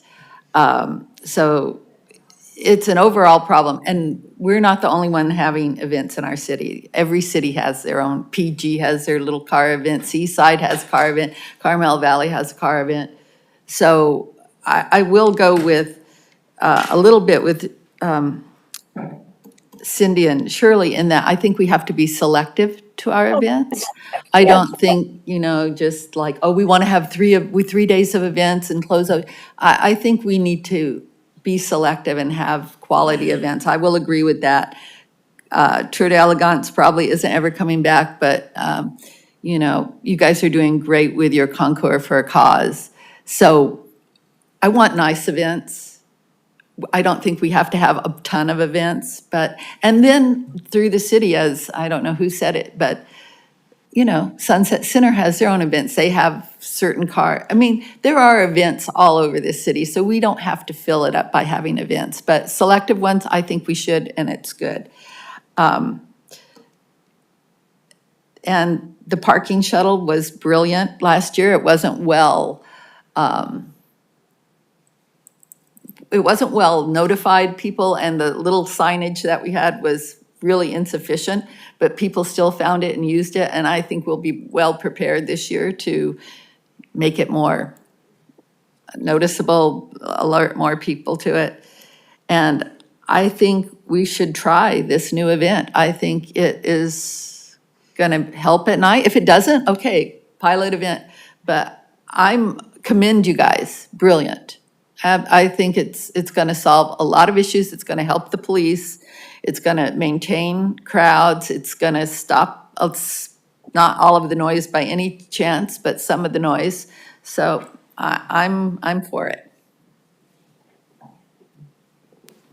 Okay, so a few things that we gotta consider. One is, of course, the chief has to go forward to the council with basically based on what we recommend and how we think you should proceed, or at least some suggestions. I say that I will very much support the way you're approaching the different activities, like continue the daytime events. I think we're already committed for the daytime events. We already have those underway. I personally, and based on the community that I see the most or that I interact with most, I meet a lot of people that love cars and that enjoy walking to the car events in all different flavors. I mean, all of them with better enhancements could be done, yes. But I think like Concours for a Cause that you're doing is fabulously run. I haven't seen issues with the others. I know there were some complaints about some displays that were not necessarily most appropriate. But at this point, I would say, and Leslie, correct me if I'm wrong, but all the events that we've had, which we had, basically, if I can call them 4 events, but it's really 3 days with 4 events, because we have the Ferrari at the same time of the Prancing Ponies. I guess those occur at the same time. And then we have Concours for a Cause, right? And then we have, I'm missing one, and the Astons on the Avenue. And based on that, I would say for this year, based that we're already in February, let those continue to execute. We will go back again to our lessons learned. We'll go back again to our survey that we did last year, and we assess kind of how to make them better. I think, Leslie, we documented already, you already share with them kind of lessons learned from last year. So let's go forward and modify them. But I appreciate you, Chief Trayer, coming up with your idea of a different route. I think that's the routes that I appreciate you even telling me, hey, Maria, I'm not going to publish them. Totally makes sense. Totally makes sense. If you can put speed bumps, I think that will be great. And if you can enhance those in different locations, like we talked, San Carlos, 8th, some of the avenues that are being used for cruising, if we can put speed bumps on those, that'll be, I'm all for speed bumps. Of course, you have to be cognizant of the height because you don't want those cars to scrape, you know what I mean? So I'm all for that, and I like the idea of looking at the noise controller, so I support that as well. I think that's good. Interesting that you said, Judy, that we've reached out to the car clubs for a long time. funny as it may feel for me, maybe we have even different car clubs now. Like Niall said, there was a DD something or something, something with it. So as those evolve, so should we evolve in our engagement, and maybe we make it clear to them what our rules are, and continue to have those discussions. I totally agree. Continue to engage with those groups. We're not going to eliminate social media. I truly appreciate Shirley's and Cindy's comments. I think this is a year of a lot of learning, and I truly, truly appreciate you and the listening events. We've heard from a lot of people. I've also heard from some businesses that did really well, and some restaurant owners and hotel owners that did quite well. So if we can continue to manage, I'm all for it. And honestly, like anything new is always hard. I'm all for the pilot approach. I just want you to bring, once you present this to the council members, bring a little more detail on your flow, bring a little more detail of how you're managing liability. How are you going to eliminate any liability to the city? How are you going to carry the liability yourself, as you know and your experiences are? And how you think you can enhance. And even if you can, start articulating what those will represent for the city from any new event source of income that we could benefit from. You know what I mean? If that were to be the case. So I appreciate all the effort. I really do. And in my opinion, I think, Chief, you got our thoughts and our questions. If you can modify and give a little bit more meat to your presentation as to your options, I would say, when you go to the council, and for the team to bring the details, I think I'm ready to give it a try. So, Leslie, since you're the one who's been so quiet and hasn't shared any thoughts, I would love to hear from you from the City Council, Community Activities Commission office. Do you have thoughts or feedback to the teams? Because you've been listening all this time. I'm not going to say anything. I'm going to stay out of this one. No comment. Okay, so just as you think about it, Leslie, think about thoughts about how we bring enhancements to our budget or revenue for next year, or as we think about things, okay? Just thought for thought. But I truly appreciate, Cindy and Shirley, your comments are well taken. We ought to continue to look forward to improving the events that we have in a way that is to the likes of all of us, the community, those of us who live here, and the visitors at large, if we can. So I appreciate you being here, and Donna as well, your comments are well taken. Thank you so much.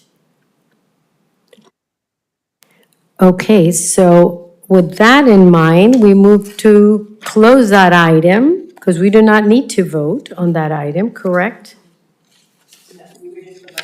We just providing Providing him with staff, with direction. Correct. So that takes care of that. Thank you so much. Appreciate it. So let's go into the next item, which is review past events. So Leslie, what do you think we should start? I think we'll let Mark talk about Putts for Paws, because that was our last event, so to Yes, speak. go for it, Mark.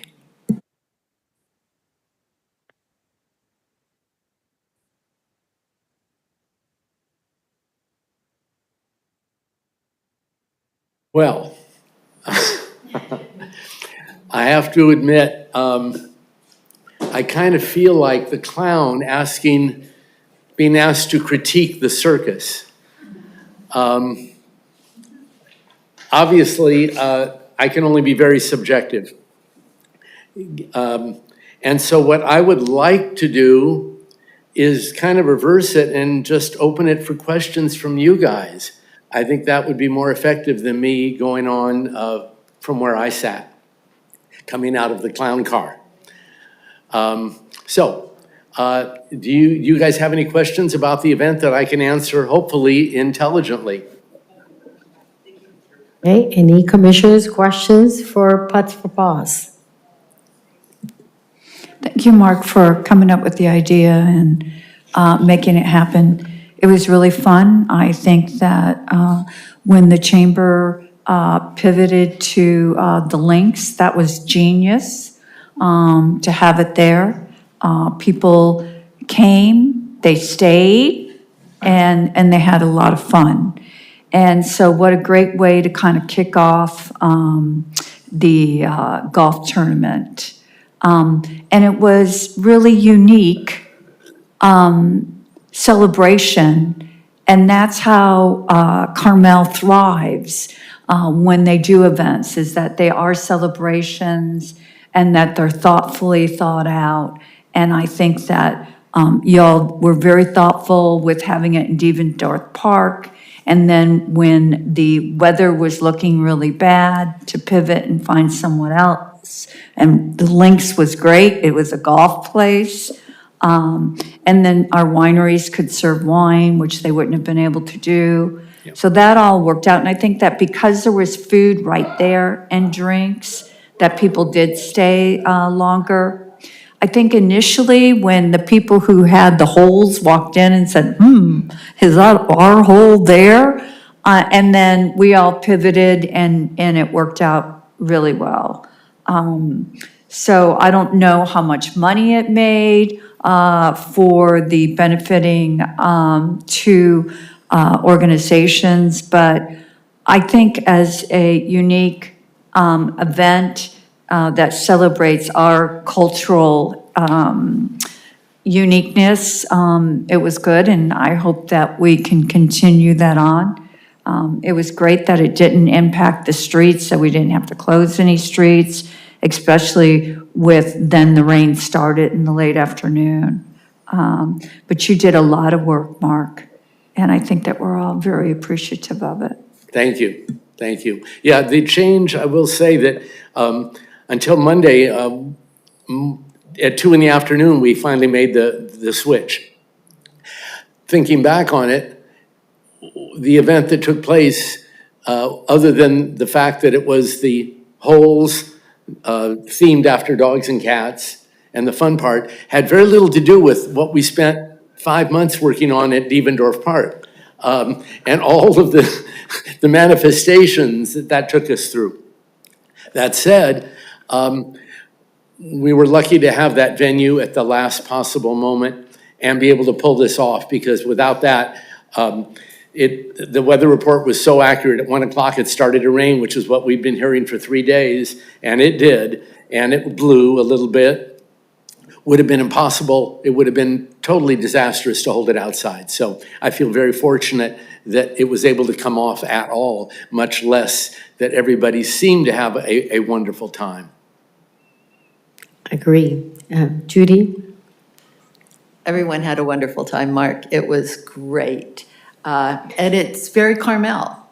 I mean, if you want to say a Carmel event, this was Carmel. Cats and dogs and honoring that, and it brought back all the old fun, and brilliant. I think it was very well attended, but we were in a very contained place. Yes. I think if it had been in, so I'm glad we were inside, not because of the rain, but because of the alcohol and the food. I think that added to the enjoyment of the event. I think if we would have been outside, we would have had tons of people, because everybody would have stopped to see what was going on. But I like it inside. And the pre-event and the after-event, all good. I have nothing bad to say. Ellen made our hole the hardest hole. But it was so enjoyable, and everybody was so nice, and it was brilliant.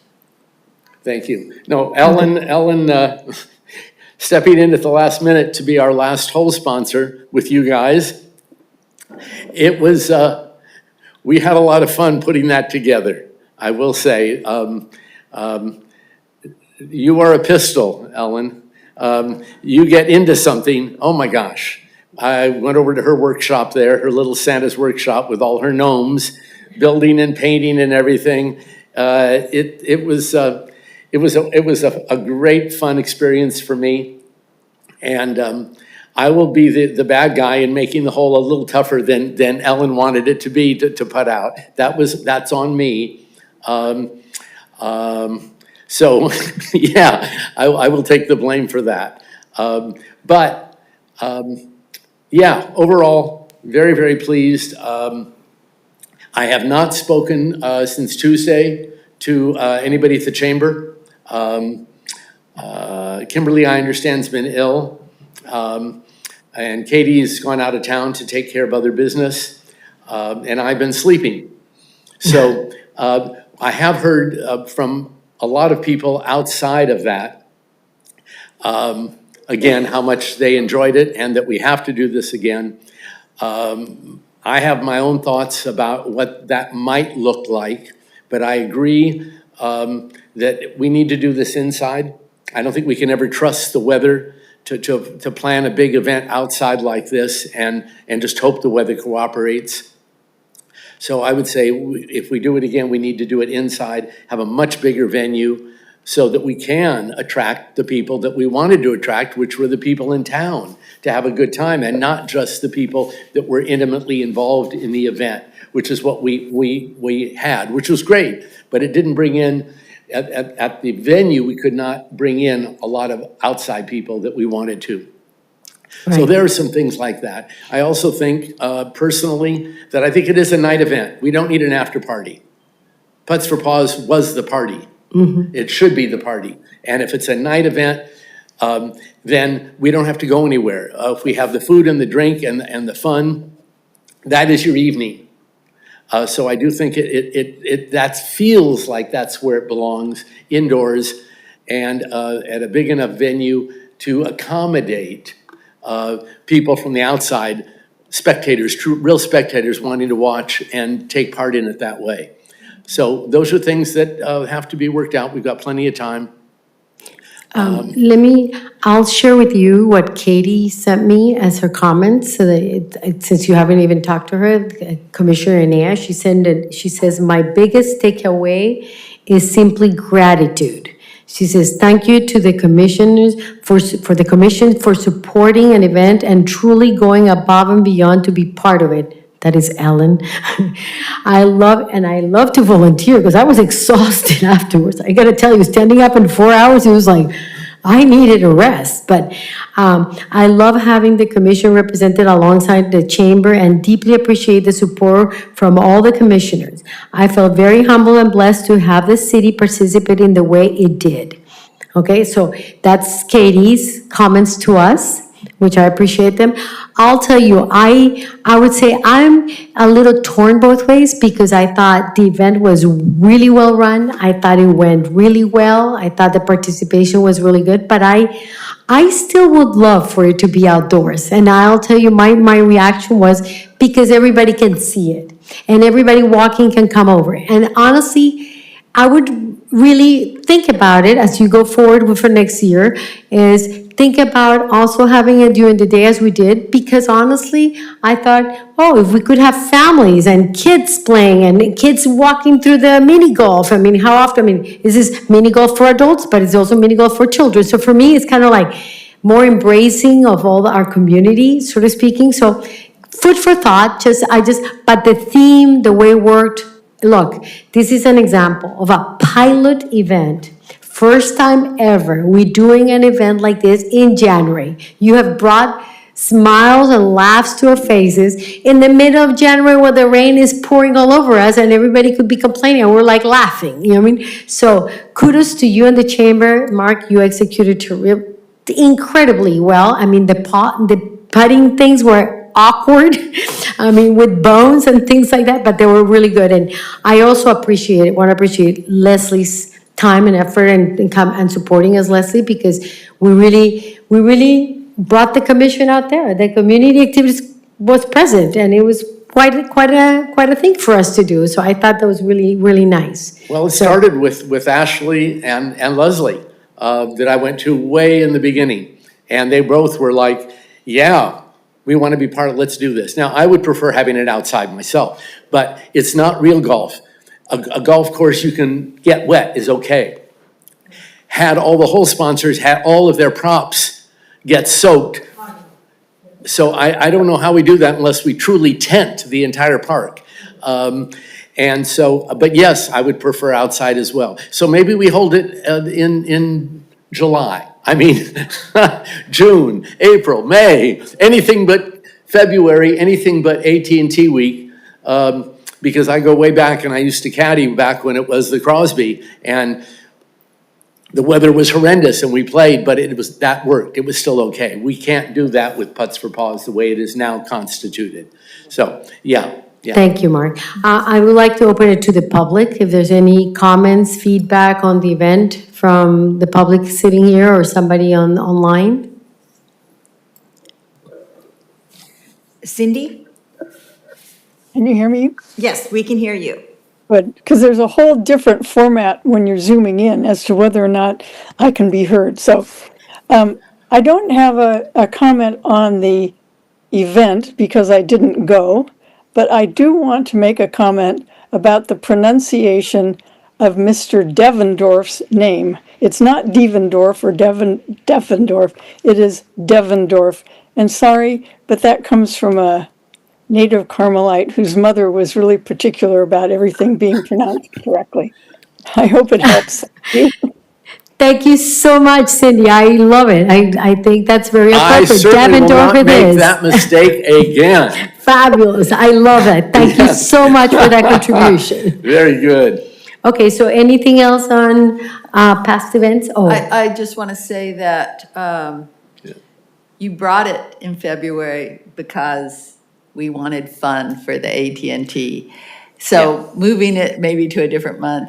I really like the fact that we're trying to re-bring some fun here. That was the whole impetus for the whole thing. You're right. And this is during the week, kids are in school, so I don't think we're going to have kids running through the thing. And I think it was a lot more fun because you could have food and alcohol, so that needs to be. We trade off kids for food and alcohol. Plus, I was told and even suggested long ago, Katie was hearing and Kimberly, that having it during the week, a lot of people, because working in business, couldn't take part because it was a work day during a middle of Tuesday, which also says that if we held it at night, we'd get a lot more people involved because they don't have to work during the time we wanted to hold it. And so we take that into consideration as well. but you know what, just as a side comment, we had participation from city employees because it was during lunchtime and they could come, attend, participate, and come back.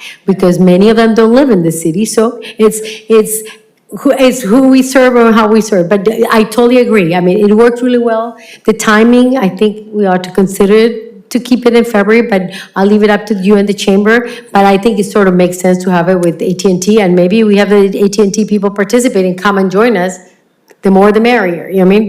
But I think it was a well-run event. I appreciate it, and I thank you for all the hard work that you put into it, okay? Thank you. It was Thank great you. fun. I think that we could have it more than once a year. I was really worried about if it rained the day before, and it didn't rain that day, that it would really damage the park. I was really concerned about the grass and everything, but it's a cute idea, and if we do something that's centered around kids during a weekend that people are coming, and have it more oriented, I think that would be a lot of fun. Just if it doesn't take a lot of money to put together on the city's part. Interesting, yeah. Food for thought for next year. Yeah, I will Thank rest you. up. Yeah, go rest and then get back to us in a few months. Thank you, Mark, appreciate it. Thank you all. Okay, bye. Leslie, any other past events that we're gonna hear, and nothing from 5K or anybody else? No, they could not attend. Okay, perfect. Okay, so upcoming events, and what do you have that you have in your plan? We're still in the planning stages, and we're going to talk about plans later. But the next event coming up would be Breakfast with the Bunny, and that is the Carmel Host Lions, and they are doing that, I believe it's Saturday, April 4th. Easter is very early this year. And I have not gotten full details yet, but it's usually from like 8 to 11 in the park, in Devendorf Park. And they do really good pancakes. So hopefully we will all be there. But that's the only one that we have coming up next. And we are working on a date for the Sandcastle contest. Perfect. with the Okay, AIA. thanks. Thanks. Okay, good. That's April even, that's a few months out, and then we'll have the rest of our, maybe as we get ready, since, of course, most of our activities will start like at the beginning of the summer, end of summer, and then the rest, maybe we'll bring forward our calendar next meeting so that we can share with everybody and put it out there. Okay, thank you, Leslie. Okay, so with that, we can move to discuss, we receive a report on the Community Activities Department FY 2026-2027 proposed draft budget from you, Leslie. Okay. Every year, staff prepares a budget for the Community Activities Department to support the city's annual special events and the farmers market. Today, I am presenting the draft proposed budget to you so that we can take a look at it and you have had some time to check it out. And then on March 13th, the proposed budget will go to the Finance Department, and then it will be part of the entire budget discussion that the council has in May, June, and then part of the approval in the end of June. So what I've done is I've included, there's the 5 categories. There's contract services, which is the farmer's market. That is Good Roots, who manages the farmer's market and the Third Thursday events. It's event sound, it's portable restrooms, it's a rental of a stage at the holiday celebration, that kind of thing. Then community promotions is just kind of a catch-all. It's for the decorations. It's for any food we purchase for the hot dogs during Halloween, the pumpkins, snacks, lights, anything like that. Then advertising, pine cone, ads. Then office supplies, pens, pencils, big black Sharpies to make all those no parking signs. And then printing is posters for home crafters or any events we have. So I've also done a list of What's this in the packet? Yeah, I didn't get it. page 26. Keep on going down on your document. It quit going down. Can you put it on the screen by I any chance? don't No? have it Oh. as a, I have it here, I printed mine. here. Yeah.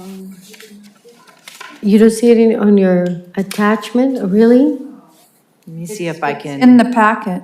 Yeah, let me see it if was I after. I just wondered if we're gonna up the We'll get to budget for the- city birthday. we'll get Ah, to the that's different things, but let me see if I can pull it up here. Okay, No, because my thing did not connect to the OneDrive, so. because it was on the agenda, and the document that you sent, yeah. Let's try this. Do you have our message before it, like that gives you the details? Because it was the last one, it says Community Activities Commission.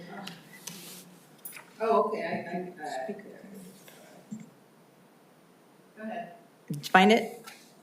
Okay, so I did a list of the events that we, the city, sponsor, and then there are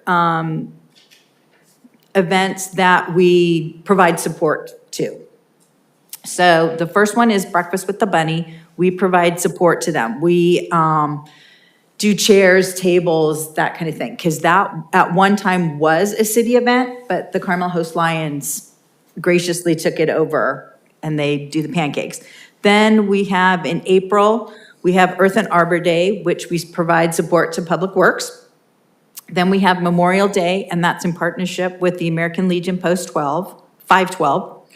Then we have the July 4th celebration, which we provide support to Monterey County Pops, which again is the chairs, tables, that kind of thing.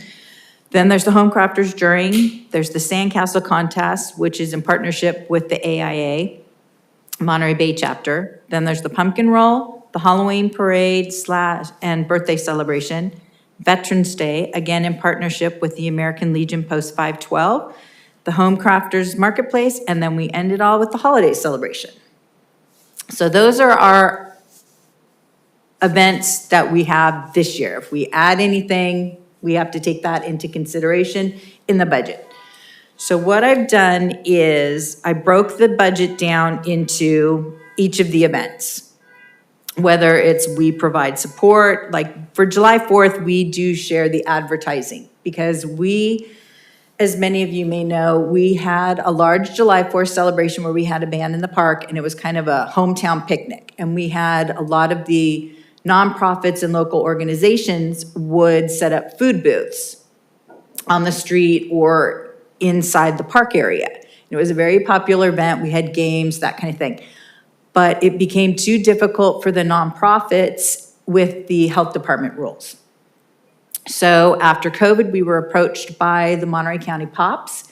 They wanted to do a free concert in the park, and we were like, yes, we will help you with any support that you need. So we provide the chairs, that kind of thing, and so we share the advertising with that.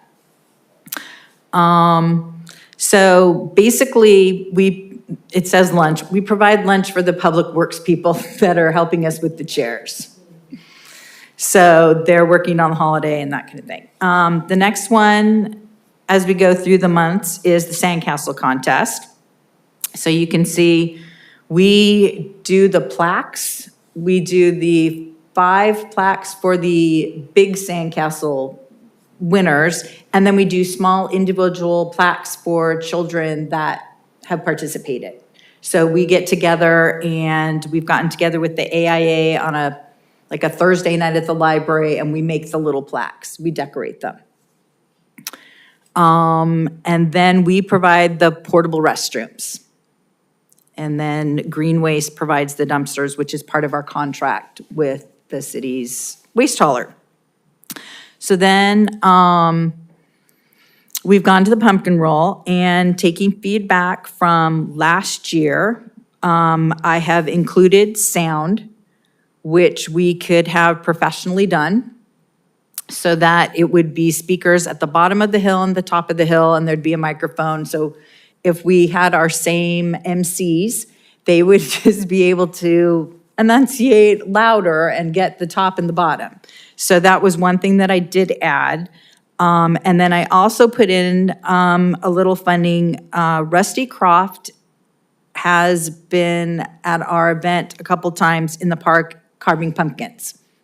He's also a great sandcastle builder, and he carves pumpkins. So we were thinking maybe we could bring that back, but put him up at the top of the hill by where the pumpkins are, so that the people who are waiting in line have something to see. We used to have, one of the Lions groups did face painting or pumpkin carving in the park, but it was too difficult logistically to have 2 different spaces, areas.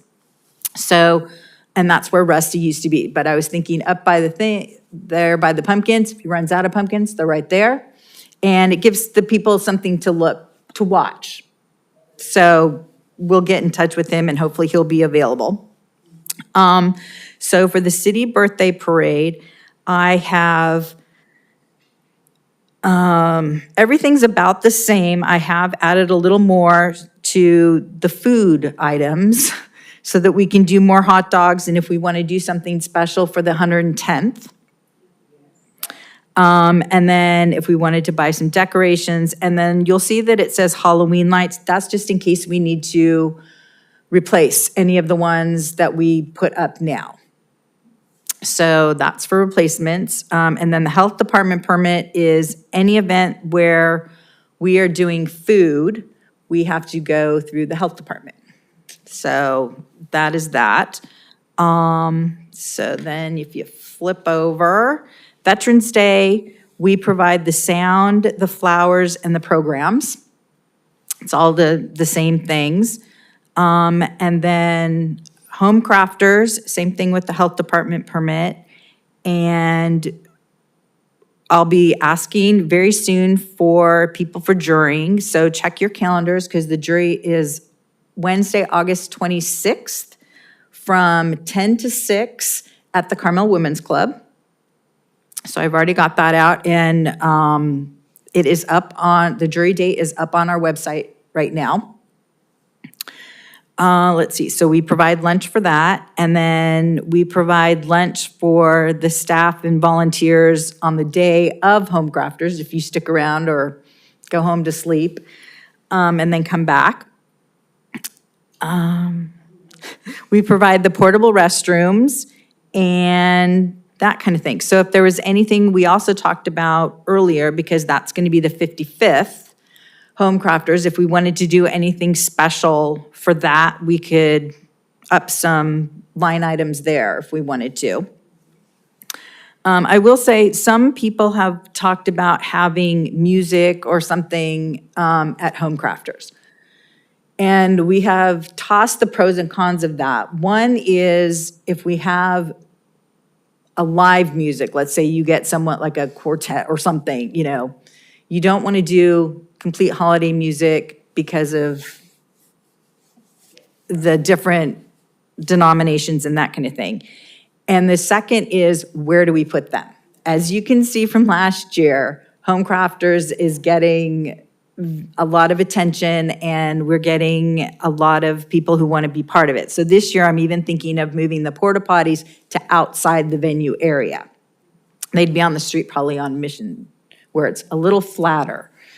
So, and then we thought, so that's one of the ideas, but just kind of think about that, and we can hopefully we can figure something out.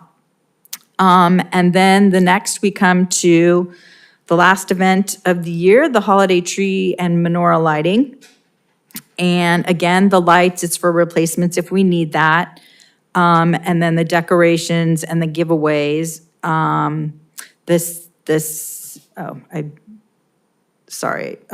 The sound and the lighting, the decorating of the median, the park, and the tree are there. And then the stage rental is the higher stage. And let's see, there was something else I was going to say about that. The replacements this year. It's not for the holidays. Our menorah, we don't know what happened to it, but somehow it was blown over or something, and so it's broken and needs to be replaced. So we will be needing funds to purchase a new menorah.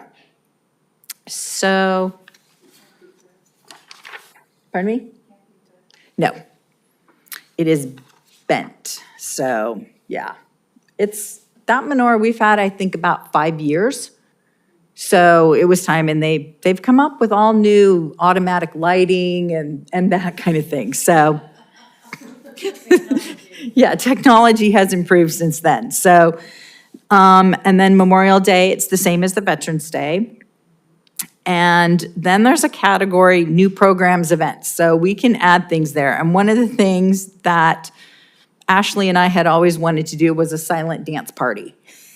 We just never can find the right time, the right place to do it. So I have kept that in the budget, just as a dream item, but maybe because it's the 110th birthday of the city, Yes. we can figure something out around that time period, and, you know, food for thought there. Yep. And then the supplies and equipment is standard, just replacements of things, office supplies. And I did add in, I asked the Assistant City Administrator about the Car Week shuttle. So I have included that, and last year it was like, I think, $22,000. So I Yes. did up that in case they want to go later hours or include more days, depending on what the council decides after hearing the Car Week discussion. It's under supplies and equipment. It's on like the second, it's page 29. Under new program. Yeah, no, it's under supplies, Supplies. yeah, new Supplies, programs and equipment. supplies and equipment. YIPS, And then the last item there is Car Week shuttle. $30,000. It was 22 to 24 for this last year. And are we charging people? I don't know anything about the shuttle. I was just asked if I should put it. Shuttle's free, right? The shuttle is free, but in the past, we have charged the event organizers. Correct. But I don't know what the council is going to decide this year. So I put it in my budget, so. I think it's good for you to have it in the budget, but, and I still think this is, remember, this is budget from a cost standpoint, so we ought to be thinking about if that revenue is coming to the city, will that hit us? You know what I mean? Will that be something that's giving, this revenue for us? Will it be something that we can continue to collect and count on a yearly basis? I totally agree. But yeah, I keep it there.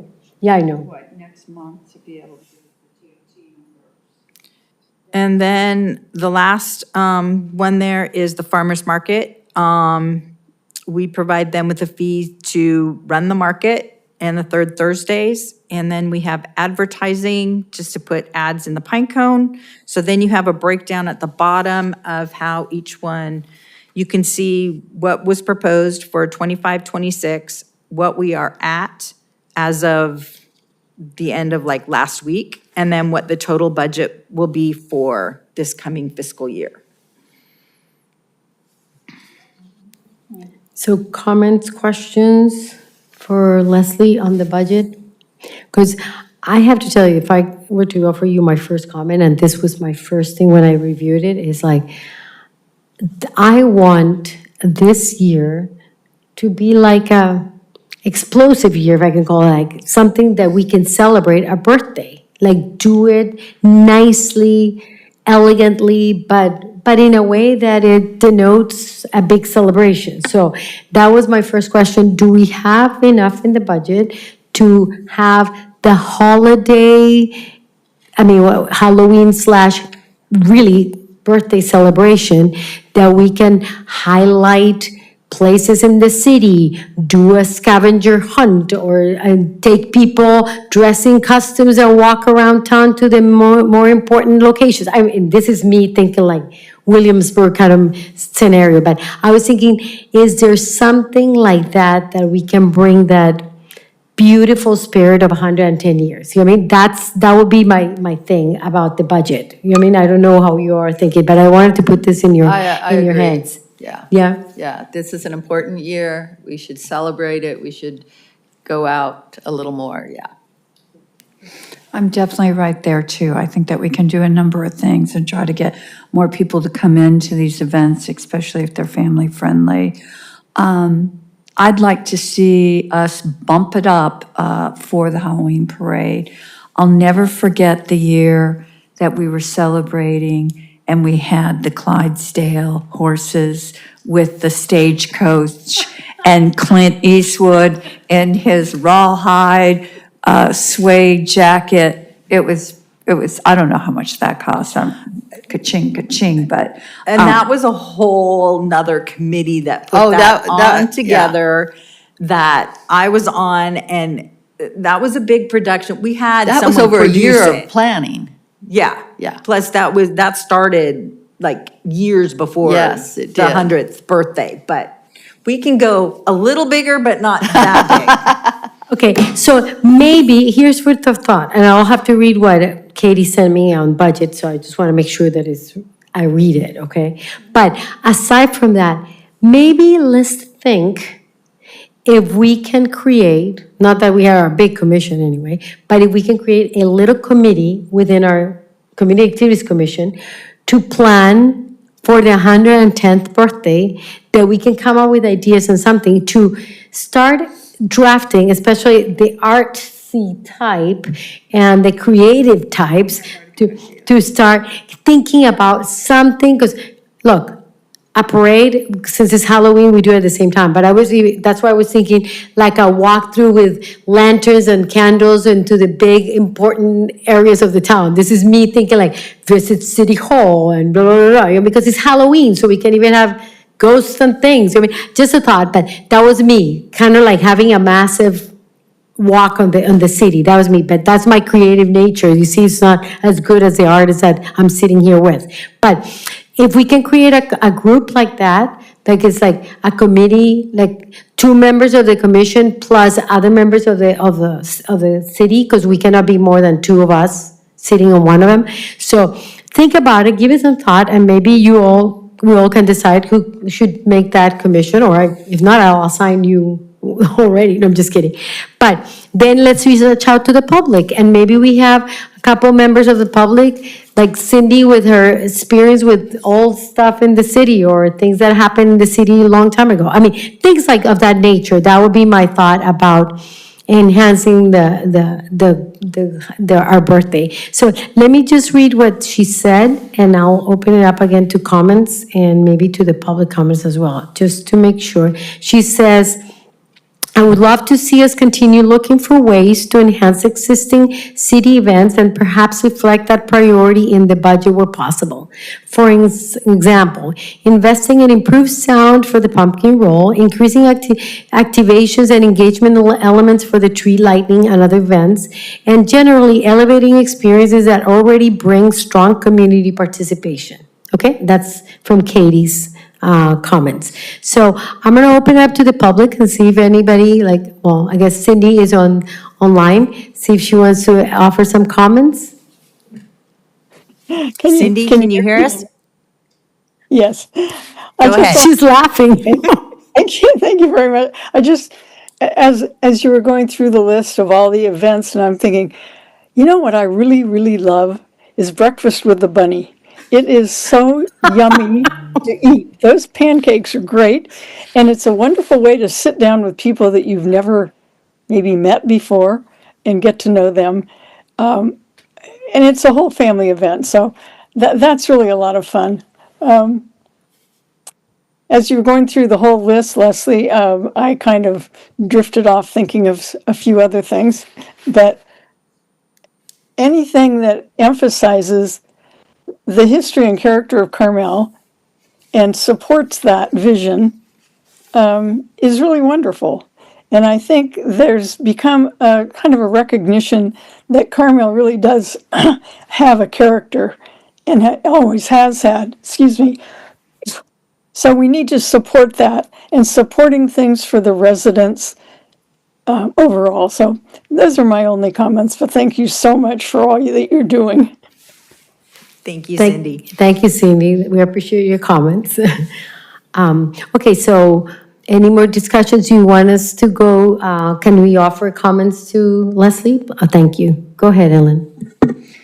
I'm really into the seeing what we can do for the city's birthday and how we can do some really unique events that's not going to cost in our budget. When Monterey had their big birthday, I don't know how many years ago, 5 years ago maybe, we did a 2-tiered birthday cake, and it was all original art of all the beautiful places in Monterey, and I've already alerted my team that we would want to do that for Carmel. But maybe having the, I love the silent party, and doing something around, the art galleries and like having a walking tour or something, especially those galleries that are featuring original Carmel artists. It was the women Carmel artists that really started the village being an artist cultural community. But I do have a lot of ideas that I can submit to Leslie. And I'm just looking at things that can be done that won't impact our budget, but will be unique to Carmel-by-the-Sea. And I'd like to see how we could recoup some of that 30,000 and the shuttle. But I know while it's very important to have that and to make sure that people are using it, it would be so interesting to know how many people did use it. If it was, with the hours of the operation, and then how many people truly used it, and then factor in how many people to the 30,000, how many, that would be interesting to know. The pumpkin roll, we could probably get some young artists that could do some face painting up at the top of the pumpkin roll. And that wouldn't cost but $20 or something if we bought the face paint or the temporary tattoos, and that might be fun. I know little kids love that. People love our pumpkin roll. They just talk about it. Then everything else is, just hums along, and the staff really do such a great job. So our budget this year is proposed at 137, and it was 119.8 last year. And that's a jump, but everything costs so much more. So I think it's, thank you, Leslie, for putting this together. And everything looks good. I'm just concerned about that shuttle. And even if we had something that people put money in, or they could click, and I don't know if you can donate to Carmel-by-the-Sea or not. No. And then the health department. I know for nonprofits, we get like so many a year that we don't have to pay, but not for city government, right? On that note, they changed their rules last year. And so we were also getting the fee waiver. Yeah. You had to present a letter and that whole thing. But they changed their rules, but they may be changing them back. So I don't know. We were like, there was 4 events that we could have without a health department permit. But last year we ran into some issues with that. So I don't know. I won't know until I go for one. And then we also have to be cognizant about, like Ellen was saying, the art walk. There is a group, there's the Friday night, the chamber, or, they do an art walk. So we don't want to go on their thing. And then there are the walking tours that are organized groups that do that. So we don't want to step on their toes and get in their business. Plus, we also have to think of staff time. And that's one of the things we're going to have to discuss, and I'm going to have to discuss with the admin side, is the pumpkin roll is, as always, this Saturday, and we use as many public works people as we can get. This year, because Halloween is on a Saturday, we have to really rethink this, because I don't have the staff. I pull from everybody for that event to man the streets. So I'm not going to have that this year.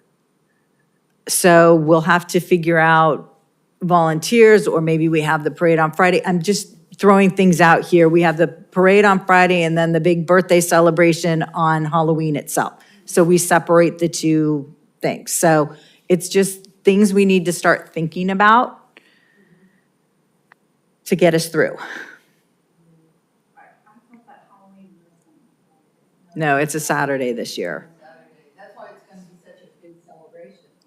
Right. Birthday, salad, everything. Everybody can attend. Yeah, so let's think about that and see how you're gonna, because we'll need to get volunteers to support us and make sure that all the planning, that all the support, because, some of the people that, from the city that cannot work on, it's a Saturday, so. Okay, let's think about that. That's a very good thing when we're deciding on how to implement the event, And the other thing I'll do is for next month's meeting, I will put an item on there just to form an ad hoc committee for the birthday celebration.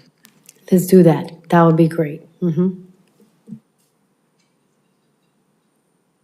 And then maybe what we can do is, because that's a big event and the holiday celebration is a big event, the other ones are pretty much status quo, like home crafters.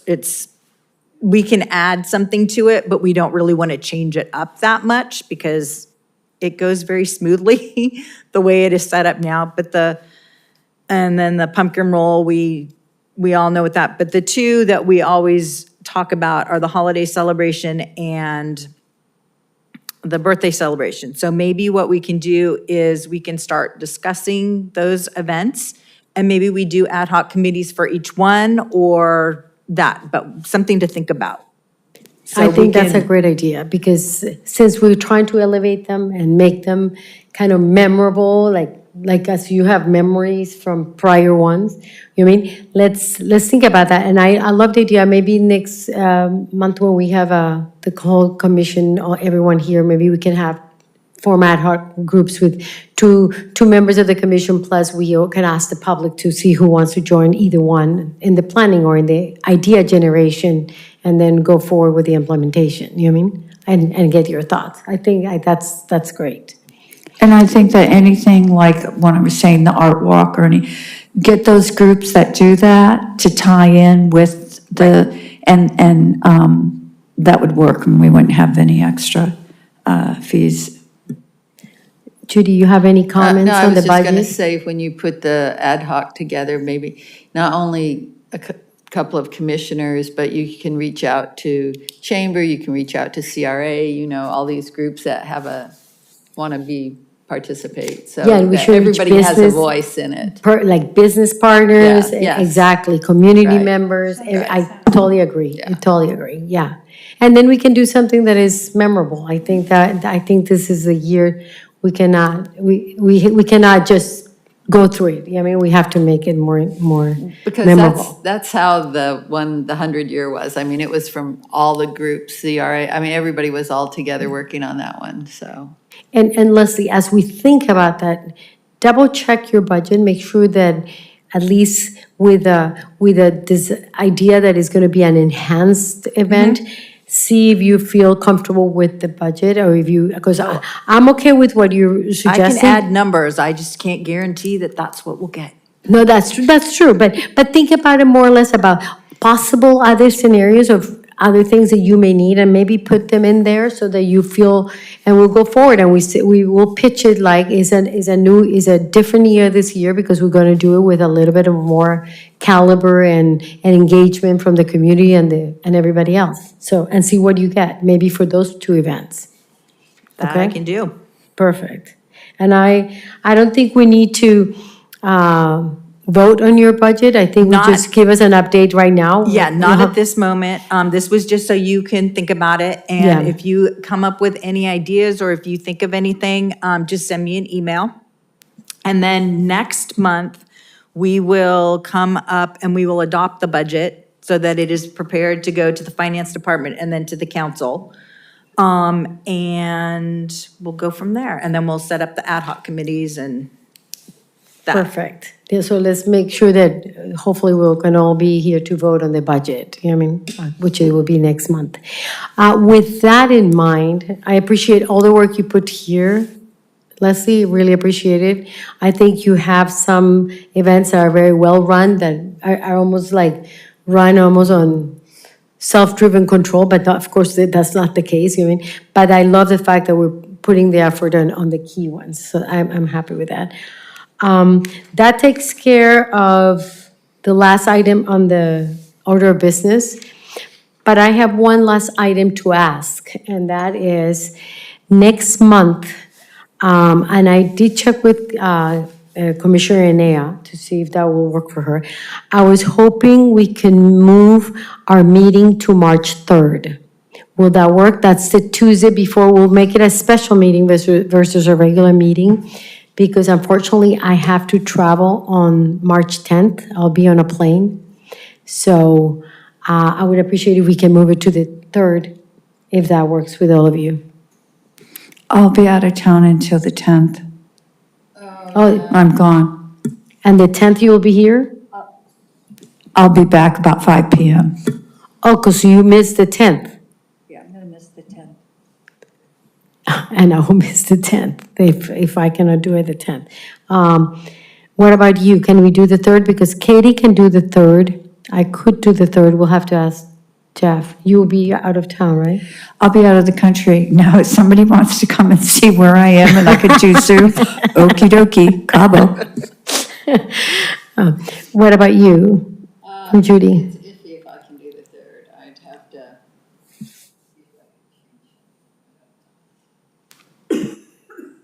Okay, could you look into it and see, and let us know?